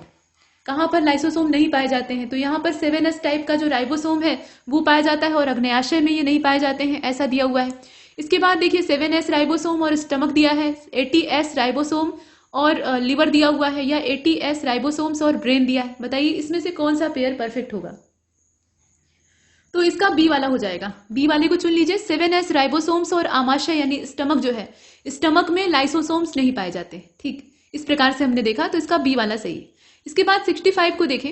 Which of the following is not a, यहाँ देखें, which of the following is not a excretory product of cell? मतलब इसमें से कौन सा कोशिका का उत्सर्जी पदार्थ नहीं है जिसका कि एक्सट्रैक्शन नहीं किया जाता है। और इसके साथ ये भी कहा गया है कि which of the following is called yellow green algae? मतलब इसमें से कौन सी येलो ग्रीन एल्गी के अंतर्गत आती है? माफ कीजिएगा, यहाँ थोड़ा उल्टा पूछ लिया है। मतलब जो येलो ग्रीन एल्गी है वो निम्नलिखित में से कौन से फाइलम के अंतर्गत आती है, उसका फाइलम कौन सा है ये आपको बताना है। तो यहाँ लैटेक्स और उसका फाइलम दिया हुआ है क्राइसोफाइटा, रेजिन्स और पायरोफाइटा, टैनिन्स और पायरोफाइटा, मकरंद और क्राइसोफाइटा, मतलब नेक्टर और क्राइसोफाइटा, इस प्रकार से दिया है। तो बताइए इसमें से होगा कौन सा? मतलब एल्गी का फाइलम भी आपको सिलेक्ट करना है और कौन सा कोशिका के द्वारा उत्सर्जन नहीं किया जाता है वो पदार्थ चुनना है। तो 65 का जो राइट आंसर है वो डी हो जाएगा। नेक्टर और ये जो क्राइसोफाइटा वाला ऑप्शन है ना, ये परफेक्ट है, इसमें इसको चुन लीजिए। देखिए लैटेक्स, रेजिन्स और टैनिन्स ये उत्सर्जी पदार्थ होते हैं जो कि सेल से उत्सर्जन के तौर पे बाहर आते हैं, और मकरंद जो होता है वो स्रावी पदार्थ होता है, मतलब इसका श्रावण होता है। इसके बाद आगे चलते हैं। Next question number 66। Which of the following is not a purine base? मतलब इसमें से कौन सा प्यूरिन बेस नहीं है। और which of the following is not a pyrimidine base? तो बताइए इसमें कुछ नाम दिए हुए हैं। एडेनिन और थाइमिन का नाम दिया है, साइटोसिन और ग्वानिन का नाम दिया है। एडेनिन और ग्वानिन है या फिर साइटोसिन और थाइमिन है, कौन सा होगा? तो जो 66वां है इसका राइट आंसर हो जाएगा बी वाला। मतलब प्यूरिन बेस जो है उसमें आप देखें तो एडेनिन का नाम आता है और ग्वानिन का नाम आता है, और पिरिडिमिन जो क्षारक होते हैं या बेस होते हैं उसमें साइटोसिन, थाइमिन, यूरेसिल इस प्रकार के नाम आते हैं। तो इसमें सही कौन सा होगा? इसमें बी वाला हो जाएगा। इसके बाद आगे चलते हैं। प्रश्न संख्या 67 को देखें। In which tissue the food substance are stored in the plant? मतलब कौन सा ऐसा उत्तक होता है जिसमें कि फूड सबस्टेंसेस जो प्लांट के होते हैं वो स्टोर करके रखे जाते हैं। और which of the following is not a part of phloem? मतलब इसमें से कौन सा फ्लोएम का पार्ट नहीं है वो आपको बताना है। तो नीचे दिया है मृदुत्तक और वाहिनियां, दृढ़ोत्तक और सखी कोशिकाएं, ठीक है, कंपेनियन सेल इन्हें कहा जाता है, साथ रहने वाली, और मृदुत्तक और कंपेनियन सेल या दृढ़ोत्तक और वाहिनियां। बताइए इसमें से कौन सा पेयर होगा? नाम काफी अच्छे अच्छे इनके हिंदी वाले हैं इसलिए उनको पढ़ दिया गया। और 67 का जो राइट आंसर है वो ए वाला हो जाएगा। मतलब इसमें आप देख रहे हैं ना मृदुत्तक और वाहिनियां, ये वाला जो इसमें दिया हुआ है वो सही। इसके बाद आगे चलते हैं। प्रश्न संख्या 68 को देखिएगा। Which of the following is not an example of annulated root? ठीक, एनुलेटेड रूट का एग्जाम्पल इसमें से कौन सा नहीं है। और which of the following is not an example of leafy root? तो सिंकोना और ब्रायोफिलम दिया हुआ है, आर्किड और राइजोफोरा दिया हुआ है। सिंकोना और राइजोफोरा दिया है या फिर आर्किड और ब्रायोफिलम का नाम दिया हुआ है, इसमें से कौन सा होगा? तो 68 का जो राइट आंसर है वो बी हो जाएगा। ऑर्किड और राइजोफोरा जो दिया है ना, ये वाला, ये परफेक्ट है इसमें। मतलब ऑर्किड जो होती है उसमें वलीयता मूल नहीं पाई जाती। किस प्रकार की मूल पाई जाती है जरा बताइएगा। और पर्ण मूल का एग्जाम्पल राइजोफोरा नहीं है। नेक्स्ट क्वेश्चन नंबर 69, यहां देखें। Select the incorrect option from the following. Cruciferae जो है ये शलजम में पाई जाती है, मतलब इसका कुल दिया हुआ है असल में। क्रूसीफेरी कुल जो है ये शलजम का है, मालवेसी कुल की कपास है, लेग्यूमिनेसी कुल की धनिया है, और कुकुरबिटेसी कुल की लौकी है। लौकी कड़वी होती है, खाई नहीं जाती, ऐसे रगड़े बिना नहीं खाया जाता, ऐसा इसमें दिया हुआ है, ठीक है। अब इसमें से देखकर बताइए कि कौन सा इनकरेक्ट है। कुल दिया हुआ है इन सब्जियों का। और क्वेश्चन नंबर 69 का जो राइट आंसर है वो सी हो जाएगा। कुकुरबिटेसी और बॉटल गार्ड जो दिया है ना, ये गलत है, ठीक। बॉटल गार्ड किसको कहा जाता है? लौकी को कहा जाता है। और आप जानते हैं कि कुकुरबिटेसी कुल का कौन है ये। इसमें अगर आप देखें तो इसमें अगर आप ध्यान से देखें तो कुकुरबिटेसी कुल की लौकी भी होती है। ककड़ी वंश कहा जाता है कुकुरबिटेसी कुल को। तो इसमें खीरा, ककड़ी, लौकी ये सब आते हैं। लौकी इससे बाहर नहीं है। आवश्यक नहीं है कि उसमें जो कुकुरबिटेसिन की मात्रा है वो इतनी ज्यादा हो कि वो कड़वा लगे, हालांकि कड़वी लौकी भी होती है। खैर, इसमें गलत कौन सा है? गलत ये सी वाला है। देखने में हो सकता है कुछ लोग इसमें कंफ्यूज हो जाएं, लेकिन इसका जो लेगुमिनेसी वाला दिया है ना, ये कत्थे के कुल का है, मतलब कत्था इस कुल का होता है, धनिया नहीं। तो सी वाला इसमें रॉन्ग है। इसके बाद आगे चलते हैं। प्रश्न संख्या 70 को देखिए। Select the incorrect option related to the bacteria use in synthesis of the following substances. तो नीचे कुछ बैक्टीरियों के नाम दिए हैं, जैसे यहाँ लाइसिन को अगर आप देखें तो माइक्रोकोकस ग्यूटेमिकस इस प्रकार से नाम दिया है। स्टेप्टोकाइनेज करके दिया हुआ है, तो स्ट्रेप्टोकोकस इक्विसिमिलिस ये नाम दिया हुआ है। उसके बाद विटामिन सी के आगे एसिडोवेक्टर लिखा हुआ है, और विटामिन B12 जो है इसके आगे स्ट्रेप्टोमाइसिस ओलिएसिस लिखा हुआ है। इस प्रकार से ये नाम दिए हैं। इसमें से जो रॉन्ग इन्फॉर्मेशन है या गलत विकल्प है उसका चयन आपको करना है। तो जो 70 है इसका ई वाला हो जाएगा, कुछ भी गलत नहीं है, जितना है वो सभी सही। ठीक, आगे चलते हैं। प्रश्न संख्या 71 को देखिए। इसमें कहा गया कि निम्नलिखित में से किस पेड़ की लकड़ी से पेंसिल बनती है, स्केल बनती है, होल्डर्स बनाए जाते हैं, वो पेड़ कौन सा होता है ये आपको चुनना है। और क्रिसमस ट्री जो है वो किस कुल का है, मतलब क्रिसमस के त्योहार पे जो पेड़ उखाड़ कर लगाया जाता है वो असल में किस कुल का होता है। तो यहाँ पाइनस और जिम्नोस्पर्म लिखा हुआ है, जूनिपेरस और एंजियोस्पर्म है, पाइनस और एंजियोस्पर्म है, जूनिपेरस और जिम्नोस्पर्म है। इसमें से कौन सा विकल्प होगा? तो 71 का हो जाएगा डी वाला। यहाँ पे जूनिपेरस या जूनिपर और जिम्नोस्पर्म वाला जो विकल्प है वो परफेक्ट। ठीक है, इसके बाद आगे चलते हैं। 72 को देख लेते हैं। Which of the following is not a type of modified aerial stem, मतलब इसमें से कौन सा वायवीय रूपांतरित तने का प्रकार नहीं है। तो लिखा हुआ है पत्र प्रकालिका, पर्णाभ स्तंभ, इसके अलावा ऊपरी भूस्तारी और स्तंभ प्रतान, ये दिया है ना। अब इसमें से आप देखकर बताइए। तो जो 72 है इसका राइट आंसर हो जाएगा सी वाला। ये जो रूनर है, मतलब इसमें आप देख रहे हैं ना, ये वाला ऊपरी भूस्तारी, ये वाला इसमें से रूपांतरित तने का मतलब वायवीय रूपांतरित तने का प्रकार नहीं है। इसके बाद नेक्स्ट क्वेश्चन नंबर 73 को देखते हैं। 73 में कहा जा रहा है कि निम्नलिखित में से कौन सा जीवाणु रसायन संश्लेषी स्वपोषित पौधे से संबंधित नहीं है। तो यहाँ नाइट्रिफाइड बैक्टीरिया का नाम दिया है, आयरन बैक्टीरिया है, सल्फर बैक्टीरिया है, मेथेन बैक्टीरिया है, या इसमें से कोई नहीं है, ऐसा भी विकल्प मौजूद है। तो 73 का जो राइट आंसर है वो इसमें से हो जाएगा ई वाला। इसमें से कोई भी जो विकल्प है वो परफेक्ट नहीं होता है। असल में रसायन संश्लेषी जो स्वपोषी पौधे होते हैं उनसे संबंधित नाइट्रीकरण जीवाणु होते हैं। इसके अलावा आयरन जो बैक्टीरिया होते हैं वो भी आते हैं, सल्फर बैक्टीरिया भी आते हैं और मेथेन बैक्टीरिया भी आते हैं। तो इसीलिए ई वाले को चुनने में बुद्धिमानी। इसके बाद 74 को देखते हैं। Select the incorrect option related to disease cause by deficiency of elements in plant, मतलब किस चीज की कमी से कौन सा रोग हो जाता है वो दिया है। तो नींबू में डाइबैक नाम की जो डिजीज है वो लगती है और ये कॉपर की कमी से होता है। फूल गोभी में बटनिंग रोग लग जाता है, ये मॉलिब्डेनम की कमी से होता है। मटर में मार्श रोग लगता है, ये मैग्नीज की कमी को दर्शाता है। गाजर में कोटर स्पॉट नाम का रोग लगता है, तो ये कैल्शियम की कमी के कारण होता है। ऐसा दिया हुआ है, बताइए कि इसमें से गलत कौन सा है। और 74 का जो राइट आंसर है वो इसमें से बी वाला हो जाएगा। फूल गोभी में जो बटनिंग रोग होता है ना, ये नाइट्रोजन की कमी से होता है, न कि मॉलिब्डेनम की कमी से। ये वाला जो कॉलीफ्लावर में डिजीज होती है बटनिंग वाली, ये असल में मॉलिब्डेनम की कमी से नहीं बल्कि नाइट्रोजन की कमी से होती है। इसके बाद 75 को देखते हैं। Which type of wheat is use for making semolina, मतलब सूजी बनाने के लिए किस प्रकार के गेहूं का इस्तेमाल किया जाता है। और किस प्रकार के व्हीट को ब्रेड व्हीट कहा जाता है, मतलब पिसुआ गेहूं कहा जाता है, मतलब उसे पीस कर रोटी बनाई जाती है, ये कहने का तात्पर्य। तो ये गेहूं की अलग अलग वेराइटी है। अब इसमें देखिए ईमर गेहूं और ट्रिटिकम एस्टिवम, कठिया गेहूं और ट्रिटियम ड्यूरम, इस प्रकार से ईमर गेहूं या ईमर व्हीट और ट्रिटिकम ड्यूरम, या फिर कठिया जिसे कि मर्ड कहा जाता है, तो मर्ड व्हीट और ट्रिटिकम एस्टिवम। तो ट्रिटिकम एस्टिवम ये गेहूं का आपने वानस्पतिक नाम सुना होगा। तो ये वो गेहूं होता है जिससे कि आटा, मतलब आटा तैयार होता है, रोटी बनती। ये सूजी वाला गेहूं नहीं होता है। बाकी जो है उन्हें आप देखिए। तो 75 का डी वाला हो जाएगा। ये कठिया गेहूं और ट्रिटिकम एस्टिवम वाला जो ऑप्शन है, मतलब मर्ड व्हीट और ट्रिटिकम एस्टिवम, ये परफेक्ट है। इससे हम लोग सूजी तैयार करते हैं, और ये वाला जो होता है ये आटा, मतलब रोटी के लिए इस्तेमाल होता है। दोनों एक नहीं होते, ये ध्यान दीजिएगा। 76 को देखिए। Select the incorrect option related to different fatty oil and their families. तो यहाँ अलसी का तेल दिया है यानी लाइनसीड ऑयल, और इसकी जो फैमिली है वो लाइनेसी है। ठीक है, करडी का तेल यानी सैफ्लावर ऑयल जो है उसका नाम दिया है, और इसकी जो फैमिली यानी इसका जो कुल है वो कौन सा है, फैबेसी है। इसके बाद अखरोट का तेल यानी वॉलनट ऑयल, इसकी जो फैमिली है वो जुगुंडलेसी है। और तिल का तेल जो है ये पिडलिएसी फैमिली का है, ऐसा इसमें दिया हुआ है। तो इसका बी हो जाएगा। करडी का तेल या जो सेफ्लॉवर आयल है उसको अगर देखा जाए तो ये एस्टरेसी कुल का है। ठीक, यहाँ पे फेबियसी दिया हुआ है तो यही इसमें गलत है, बाकी जितने हैं वो सही।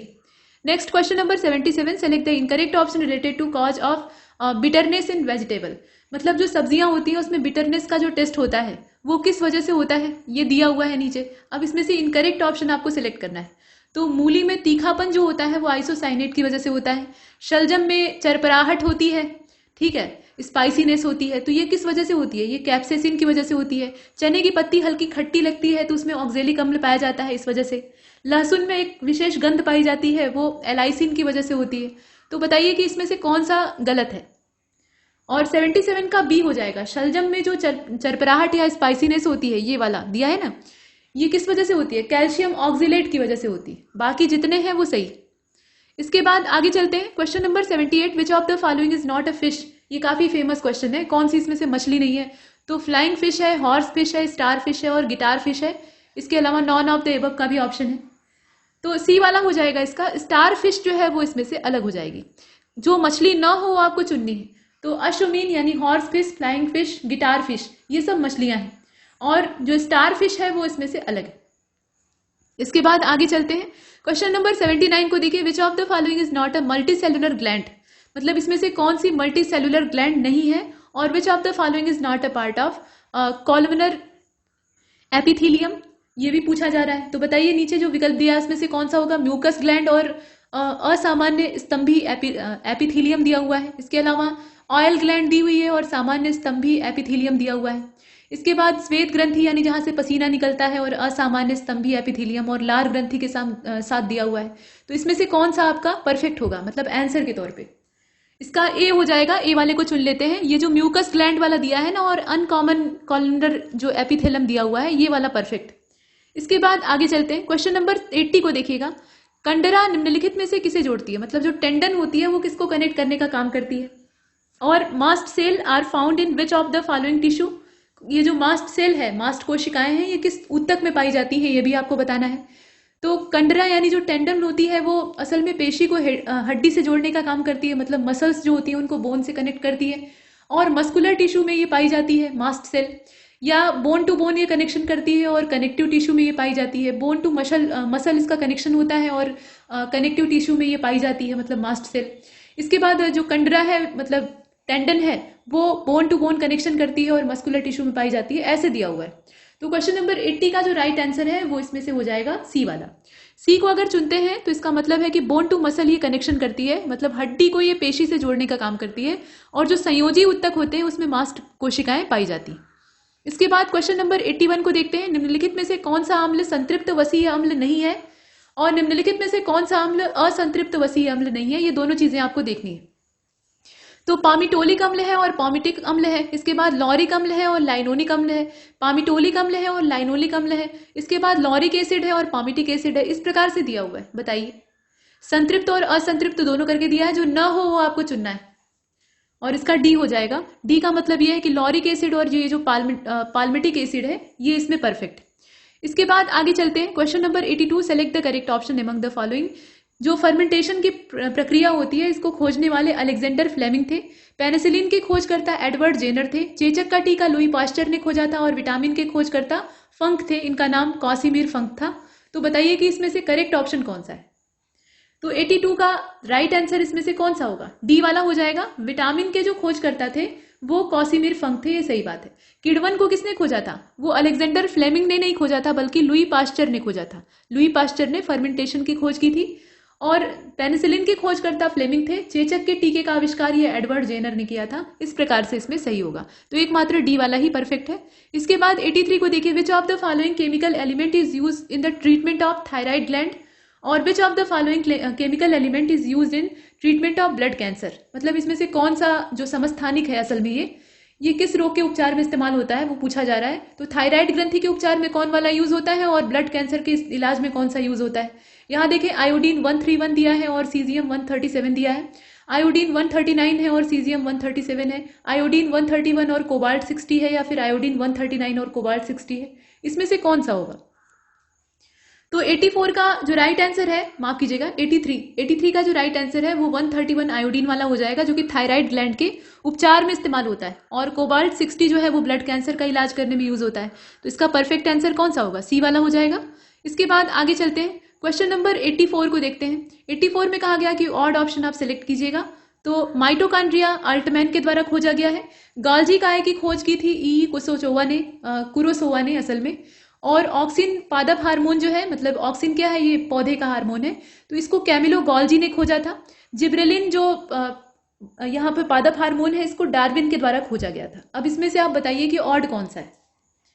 तो 84 का जो राइट आंसर है वो ए हो जाएगा, क्योंकि वही एकमात्र ऐसा है जो कि सही है, बाकी जितने हैं वो गलत हैं। माइटोकॉन्ड्रिया को अल्टमैन ने खोजा था, परफेक्ट है। गाल्जी का है, आप देख रहे हैं कि यहाँ गाल्जी यहाँ मौजूद है और गाल्जी का यहाँ है, तो मिला दीजिए दोनों को। कैमिलो गाल्जी के द्वारा खोजा गया था। ऑक्सिन पादप हार्मोन जो है ये डार्विन के द्वारा खोजा गया था। जिब्रेलिन की खोज किसने की थी? ये कुरोसोवा के द्वारा खोजा गया था। तो इसका एकमात्र पहला वाला ही सही है, जो कि ऑड है। इसके बाद देखिए नीचे टेस्ट दिया है और ये रिलेटेड ऑर्गन्स दिए हुए हैं। तो इसमें इलेक्ट्रो इंसेफेलोग्राफी जो है ये कान की जांच के लिए इस्तेमाल होती है, ऐसा दिया हुआ है। और इलेक्ट्रोकिलोग्राफी जो होती है, क्यूलोग्राफी जो होती है, ये आंखों की जांच के लिए यूज होती है। इलेक्ट्रोमोग्राफी जो होती है, ये आप देख रहे हैं, ये मस्तिष्क की जांच यानी ब्रेन के टेस्ट के लिए यूज होती है। और ऑडियोग्राम जो होता है ये मांसपेशी की जांच करता है। तो आप बताएं कि इसमें से सही कौन सा है। और 85 का जो राइट आंसर है वो बी हो जाएगा, इसमें एकमात्र वही सही। ठीक, ये जो आप देख रहे हैं ना, ये एकमात्र आई टेस्ट वाला परफेक्ट है, बाकी जितने हैं वो गलत है। इलेक्ट्रोएन्सेफेलोग्राफी जो होती है वो EEG कहा जाता है, वो दिमाग की जांच के लिए होती है। और इलेक्ट्रोकिलोग्राफी जो है ये आंख की जांच के लिए, मतलब रेटिना टेस्ट होता है, उसमें रेटिना में क्या दोष है, क्या गड़बड़ियां हैं, वो पता लगती हैं। इसके बाद इलेक्ट्रोमोग्राफी जो होती है ये मसल्स यानी मांसपेशियों को जांचती है। ऑडियोग्राम जो होता है, ऑडियो मतलब ये सुनने की बात हो गई, तो कान से इसका कनेक्शन है, वैसे भी आप जोड़ सकते हैं। इसके बाद 86 को देखें, select the odd option among the following. Anthology में स्टडी ऑफ फ्लावर होता है। और एग्रेस्टोलॉजी जो होती है, इसके अंदर स्टडी रिलेटेड टू ग्रास होता है, मतलब हम घास का अध्ययन करते हैं, इसे एग्रोएस्ट्रोलॉजी कहते हैं। और एंटमोलॉजी जो होती है, इसमें हम साइंटिफिक स्टडी करते हैं इंसेक्ट्स की। इसके बाद पैलियोबायोलॉजी जो होती है, इसमें हम जितने भी परजीवी होते हैं यानी पैरासाइट ऑर्गेनिज्म होते हैं, उनकी स्टडी करते हैं। अब बताइए कि इसमें से ऑड ऑप्शन कौन सा होगा।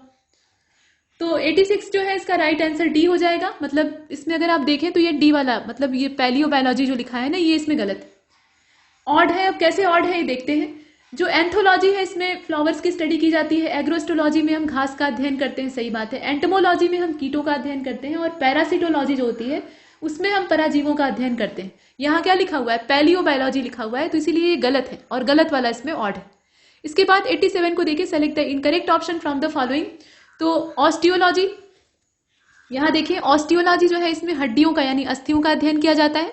ऑरोलॉजी में हम लोग माउंटेन्स की स्टडी करते हैं। ठीक, जो वलित पर्वत होते हैं उनके निर्माण की प्रक्रिया जो होती है उसको ऑरोजेनी कहा जाता है, तो उसी से बना हुआ है ऑरोलॉजी। खैर, इसके बाद यहाँ आप देख रहे हैं सर्पेंटोलॉजी। तो सर्पेंटोलॉजी में हम एम्फीबियंस और रेप्टाइल्स दोनों की स्टडी करते हैं। यहाँ ध्यान से देखिएगा, सर्पेंटोलॉजी में हम एम्फीबियंस के बारे में भी पढ़ते हैं और जो रेप्टाइल्स हैं उनके बारे में भी पढ़ते हैं। और एक्थोलॉजी जो होती है इसमें हम फिशेस की स्टडी करते हैं। बताइए इसमें से गलत कौन सा है। इनकरेक्ट ऑप्शन आपको सेलेक्ट करना है। और 87 का जो राइट आंसर है वो सी हो जाएगा। सर्पेंटोलॉजी वाला जो है इसमें इनकरेक्ट है। देखिए ऑस्टियोलॉजी हड्डियों यानी अस्थियों के अध्ययन की विद्या है। ऑरोलॉजी में हम लोग वही पर्वतों का अध्ययन करते हैं, विशेष रूप से वलित पर्वतों के निर्माण की जो संपीडन बल वाली प्रक्रिया होती है वो इसमें देखी जाती है। और जो हर्पेंटोलॉजी होती है, देखिए सर्पेंटोलॉजी नहीं, हर्पेंटोलॉजी होती है, उसमें हम उभयचरों और जो सरीसृप होते हैं दोनों का अध्ययन करते हैं। और इक्थोलॉजी जो होती है इसमें जितनी भी मछलियां होती हैं उनका अध्ययन किया जाता है। सर्पेंटोलॉजी में सिर्फ सरीसृपों का अध्ययन किया जाता है। इसके बाद 88 को देखते हैं। 88 में कहा गया कि when were the Montreal protocol and basal convention implemented, मतलब मॉन्ट्रियल प्रोटोकॉल और बेसल जो कन्वेंशन था इसको कब इंप्लीमेंट अर्थात लागू किया गया था। तो डेट दी हुई है दोनों की अलग अलग, यहाँ 1987 है और 1985 है, 1986 और 1987 है, 1985 और 1988 है, और 1988 और 1989 है। बताइए इसमें से कौन सा पेयर परफेक्ट होगा। तो इसका ई वाला हो जाएगा, इसमें कोई भी जोड़ा सही नहीं बैठ रहा है। मॉन्ट्रियल प्रोटोकॉल की जो डेट है वो 1987 और बेसल कन्वेंशन या जो बेसल सम्मेलन है उसकी डेट 1989 है। अब कोई भी पेयर ऐसा नहीं था जिसमें कि दोनों एक साथ दिए हों, तो इसलिए ई को चुनना पड़ रहा है। इसके बाद 89 को देखते हैं। Select the incorrect option among the following. तो तो कंबस्टन ऑफ फॉसिल फ्यूल मतलब जो जीवाश्म ईंधन होता है उसका दहन होता है, तो उससे क्या निकलता है, कार्बन मोनोऑक्साइड निकलती है, ऐसा इसमें कहा जा रहा है। मतलब कार्बन मोनोऑक्साइड का फार्मूला क्या होता है, CO, तो वो इससे रिलीज होती है। जो तापीय संयंत्र यानी थर्मल प्लांट होते हैं वहां से सल्फर डाइऑक्साइड का उत्सर्जन होता है यानी SO2 निकलती है। और वेटलैंड्स जो होते हैं आर्द्र भूमियां, वहां से मीथेन निकलती है। हाँ सही बात है, इसमें तो कोई डाउट ही नहीं है। और बेंजीन जो है ये पेट्रोलियम इंडस्ट्री से रिलीज होती है, मतलब यहाँ C6H6 की बात हो रही है जो कि एरोमेटिक कंपाउंड है। तो बताइए कि इसमें से कौन सा इनकरेक्ट। और क्वेश्चन नंबर 89 का यहाँ जो राइट आंसर है वो ई वाला हो जाएगा। इसमें चूंकि गलत पूछ रहा है ना, तो देखें आप जितना भी दिया है इसमें जीवाश्म ईंधन का दहन करेंगे तो कार्बन मोनोऑक्साइड निकलेगी, हालांकि सिर्फ वही नहीं निकलती है लेकिन वो भी निकलती है, ये सही बात है। तापीय संयंत्र से सल्फर डाइऑक्साइड निकलती है, जितना भी दिया है सब परफेक्ट। इसके बाद आगे चलते हैं, तो इसमें एक जितने दिए हैं वो सभी सही है, तो नॉन ऑफ द एबव का जो ऑप्शन है उसको चुन लेंगे। क्वेश्चन नंबर 90 को देखिए, एक तरफ पॉल्यूटेंट्स के नाम दिए हैं, दूसरी तरफ उसका क्या प्रभाव पड़ता है वो दिया है, तो इसमें इनकरेक्ट मिलान आपको चुनना है। क्लोरोफ्लोरोकार्बन से ओजोन परत का डिप्लेक्शन होता है। ओजोन जो वायुमंडलीय ओजोन या आप कहें कि क्षोभमंडलीय ओजोन होती है उससे श्वसन संबंधी समस्याएं पैदा होती हैं। ओजोन परत अगर जो समताप मंडल यानी स्ट्रेटोस्फीयर है वहां पर रहे तो फायदा करती है, अगर वो ट्रोपोस्फीयर की जो नीचे वाली लेयर है उसमें आ जाए तो ये जो सेकेंडरी पॉल्यूटेंट है उसके तौर पे सामने आती है और उससे सांस लेने में दिक्कत आ सकती है। ठीक, इसके बाद एस्बेस्टस जो होता है ये तंत्र संबंधी जो दिक्कतें हैं वो पैदा करता है, मतलब नर्वस सिस्टम को ये डैमेज करता है। स्मॉग जो होता है ये बर्निंग आइज मतलब आंखों में जलन पैदा करता है। तो बताइए कि इसमें से गलत कौन सा है। इसका सी वाला हो जाएगा। जो एस्बेस्टस का दिया है ना कि ये जो नर्वस सिस्टम होता है, न्यूरॉन्स होते हैं, उनको नुकसान पहुंचाता है, यही एकमात्र इसमें गलत है, बाकी सभी सही है। तो जो सही दिया है उसको भी ध्यान में रखिएगा। देखिए एस्बेस्टस जो होता है इसको अगर आप देखें तो ये फेफड़ों को क्षति पहुंचा सकता है या पाचन तंत्र को बिगाड़ सकता है, लेकिन तंत्रिका तंत्र को नुकसान पहुंचाने वाला सीसा होता है, लेड जो होता है ना, ये काफी गहरा नुकसान पहुंचाता है। इसके बाद आगे चलते हैं। क्वेश्चन नंबर 91 को देखिए, select the incorrect option among the following. तो यहाँ पर पिसीकल्चर लिखा हुआ है और पिसीकल्चर में जो फिश फार्मिंग होती है मतलब मछली पालन होता है उसके बारे में प्रैक्टिस करते हैं, यानी उसकी क्रिया होती है वो। और एरोपोनिक्स जो होती है इसमें रेशम के कीट का पालन किया जाता है, मतलब शहतूत का पेड़ उगाते हैं, उस पर रेशम का कीट पालते हैं। सेरीकल्चर में हम लोग रेशम उगाते हैं, मतलब रेशम का उत्पादन करते हैं। और जो सिल्वीकल्चर होता है उसमें वनों के संरक्षण और संवर्धन के बारे में पूरी जो क्रियाकलाप है वो किए जाते हैं। तो बताइए कि इसमें से गलत कौन सा है। और 91 इसका जो राइट आंसर है वो बी हो जाएगा। इसमें जो एरोपोनिक्स दिया है ना वो गलत है। एरोपोनिक्स एक नई विधा है और इसमें हम रेशम का कीट और शहतूत नहीं उगाते हैं। असल में एरोपोनिक्स में क्या होता है बताइए, एरोपोनिक्स किस चीज को कहा जाता है ये कमेंट बॉक्स में बताइएगा, ये आपका होमवर्क है। वैसे मोरिकल्चर जो होता है ना उसके अंदर रेशम के कीट के लिए शहतूत को पहले उगाया जाता है, क्योंकि शहतूत की पत्तियां खाकर ही उसका जो लार्वा होता है वो बड़ा होता है। 92 को देखिए, select the correct option among the following. Silver revolution जो है ये इंक्रीज इन जूट प्रोडक्शन, मतलब इससे जूट उत्पादन में वृद्धि हुई थी। गोल्डन फाइबर रिवॉल्यूशन जो है इसके अंदर इंक्रीज इन कॉटन प्रोडक्शन, मतलब इस रिवॉल्यूशन का उद्देश्य क्या था, कॉटन प्रोडक्शन को बढ़ाना। सिल्वर फाइबर रिवॉल्यूशन जो है इसमें इंक्रीज इन एग प्रोडक्शन। इसके बाद ग्रे रिवॉल्यूशन जो है इसमें बूस्ट फर्टिलाइजर, मतलब जो उर्वरक उत्पादन है उसमें बढ़ावा देना। तो रिवॉल्यूशन में होता क्या है, किसी एक चीज को क्रांतिकारी तरीके से बहुत उत्पादन बढ़ाकर उगाया जाता है। अब इसमें आप देखकर बताइए कि सही क्या है। इसका डी हो जाएगा। ग्रे रिवॉल्यूशन और जो बूस्ट फर्टिलाइजर वाला ऑप्शन दिया है ये परफेक्ट है, बाकी सभी गलत है। कैसे गलत है, इसमें आप देखिए रजत क्रांति जो है मतलब सिल्वर रिवॉल्यूशन ये इंक्रीज इन एग प्रोडक्शन, मतलब अंडा उत्पादन में वृद्धि के लिए। और गोल्डन फाइबर रिवॉल्यूशन जो है इसमें जूट प्रोडक्शन की बात की जाएगी। सिल्वर फाइबर रिवॉल्यूशन जो है इसमें कपास मतलब कॉटन प्रोडक्शन की बात है। और ग्रे रिवॉल्यूशन आपने देखा ही। इसके बाद नेक्स्ट क्वेश्चन नंबर 93 को देखते हैं। 93 में कहा जा रहा है कि एक तरफ डिजीज दी हुई है, दूसरी तरफ उसका फैक्टर मतलब कारक दिया हुआ है, तो उसमें से ऑड ऑप्शन आपको सेलेक्ट करना है। जो थनैला रोग होता है पशुओं में होने वाला रोग दिया है, जितने भी रोग है ना ये आमतौर पे जो चौपाया पशु, खासतौर पे गोवंशीय पशु या भैंसें होती हैं उनके अंदर होते हैं। तो थनैला रोग है, गिलराट रोग है मतलब गिल रॉट इसे कहा जाता है, और एंथ्रेक्स रोग है, एंथ्रेक्स का मतलब गिल्टी हो जाती है गले में। लंगड़ा बुखार, ब्लैक क्वार्टर इसको कहते हैं। तो इस प्रकार से है। इनके फैक्टर के तौर पे बैक्टीरिया बैक्टीरिया बैक्टीरिया दिया हुआ है। अब बताइए कि इसमें से ऑड कौन सा है। तो 93 का जो राइट आंसर है वो बी हो जाएगा। बी का मतलब ये है कि इसमें जो ये दिया है ना गिलराट, ये एकमात्र इसमें ऑड है। कैसे, तो ये फंगी से होता है, कवक के द्वारा होता है, बाकी जितने हैं वो बैक्टीरिया से होते हैं। थनैला जो है वो भी बैक्टीरिया से ही होता है। थन में रोग लग जाता है और थन में फिर फुंसियां निकलने लगती हैं, दूध देने की जो क्षमता है वो नष्ट हो जाती है, पस आने लगता है। ठीक, लंगड़ा बुखार में जो पशु है वो अपना पैर उठा लेते हैं, नीचे ही नहीं रखते हैं और बुखार आने लगता है। असल में वो जो फुट और माउथ डिजीज है उसी से जुड़ा हुआ होता है। और उसी प्रकार से गिलराट वाला जो रोग होता है ये फंगी से होता है, तो इसे हमने चुना। इसके बाद 94 को देखते हैं। इसमें कहा गया कि select the incorrect option among the following. Citric acid जो है वो टोमेटो में पाया जाता है, मैलेइक एसिड जो है वो ओनियन यानी प्याज में होता है, और ऑक्जेलिक एसिड जो होता है वो बीट रूट में यानी चुकंदर में पाया जाता है, और ब्रोकोली जो हरी गोभी होती है, हरी भरी एकदम, तो उसमें एस्कॉर्बिक एसिड पाया जाता है, ऐसा दिया हुआ है। अब इसमें से गलत कौन सा है जरा बताइए। अभी एक चीज और है कि ऐसा नहीं है कि जो सब्जियां या फल हैं उसमें इनसे ज्यादा विटामिन या एसिड नहीं पाए जा सकते। एक फल या एक सब्जी के अंदर बहुत सारे एसिड या बहुत सारे विटामिन होते हैं, लेकिन प्रचुर मात्रा में कौन सा पाया जाता है ये आपको देखना होता है। ठीक, अब ये नहीं कि टमाटर में सिर्फ साइट्रिक ही पाया जाएगा। साइट्रिक अगर पाया जाता है तो वो यहाँ दिया है, सही हो भी सकता है नहीं भी हो सकता है, जरा बताइए। तो 94 का राइट आंसर ई हो जाएगा, और ई वाला ही इसमें चुनने लायक भी था। असल में साइट्रिक एसिड ये टमाटर में कहाँ से पाया जाएगा, यहाँ आप देखिए, यह पाया जाता है, तो पाया जाता है साइट्रिक एसिड बिल्कुल पाया जाता है। टमाटर अगर खट्टा है तो मिलेगा ही भाई। और ये यहाँ नहीं लिखा है कि जो ज्यादा पाया जाए उसको बताइए, यहाँ सिर्फ इतना देखना है कि जो पाया जाता है। मैलेइक एसिड ये प्याज में मिलता है, इसके अलावा ऑक्जेलिक जो है चुकंदर में मिलता है, और एस्कार्बिक जो है ये ब्रोकली में पाया जाता है। ये रोग प्रतिरोधक क्षमता बढ़ाने के लिए इस्तेमाल की जाती है, कोरोना काल में खूब बिकती थी। इसके बाद 95 को देखें। निम्नलिखित में से गलत ऑप्शन का आपको सिलेक्शन करना है। तो यहाँ सब्जियों का वर्गीकरण किया गया है, मतलब प्याज की हम लोग जड़ यूज करते हैं, अदरक का हम लोग तना खा लेते हैं, मटर का हम लोग बीज खाते हैं, और भिंडी का फल खाते हैं। तो बताइए कि इसमें से गलत कौन सा है वो आपको देखना है। तो 95 का जो राइट आंसर है वो ए हो जाएगा। जड़ जो हम लोग प्याज की खाते हैं वो यहाँ गलत दिया है। जड़ हम लोग मूली की खाते हैं, मूली जैसी जो चीजें होती हैं उसकी खाते हैं। तना अदरक का खाते हैं, वो सही बात है। मटर के बीज खाते हैं, चने का भी वही हाल है, और भिंडी में हम लोग फल खाते हैं। तो इस प्रकार से इसका ए वाला एकमात्र इसमें इनकरेक्ट। ओनियन की हम लोग रूट नहीं खाते। इसके बाद 96 को देखे भाई। इसमें कहा गया कि select the incorrect option among the following. तो बाह्य फल भित्ति जो है वो हम लोग आंवले की खाने के लिए इस्तेमाल करते हैं, खाने योग्य जो भाग होता है वही दिया है। और मांसल पुष्पासन ये नाशपाती का खाया जाता है।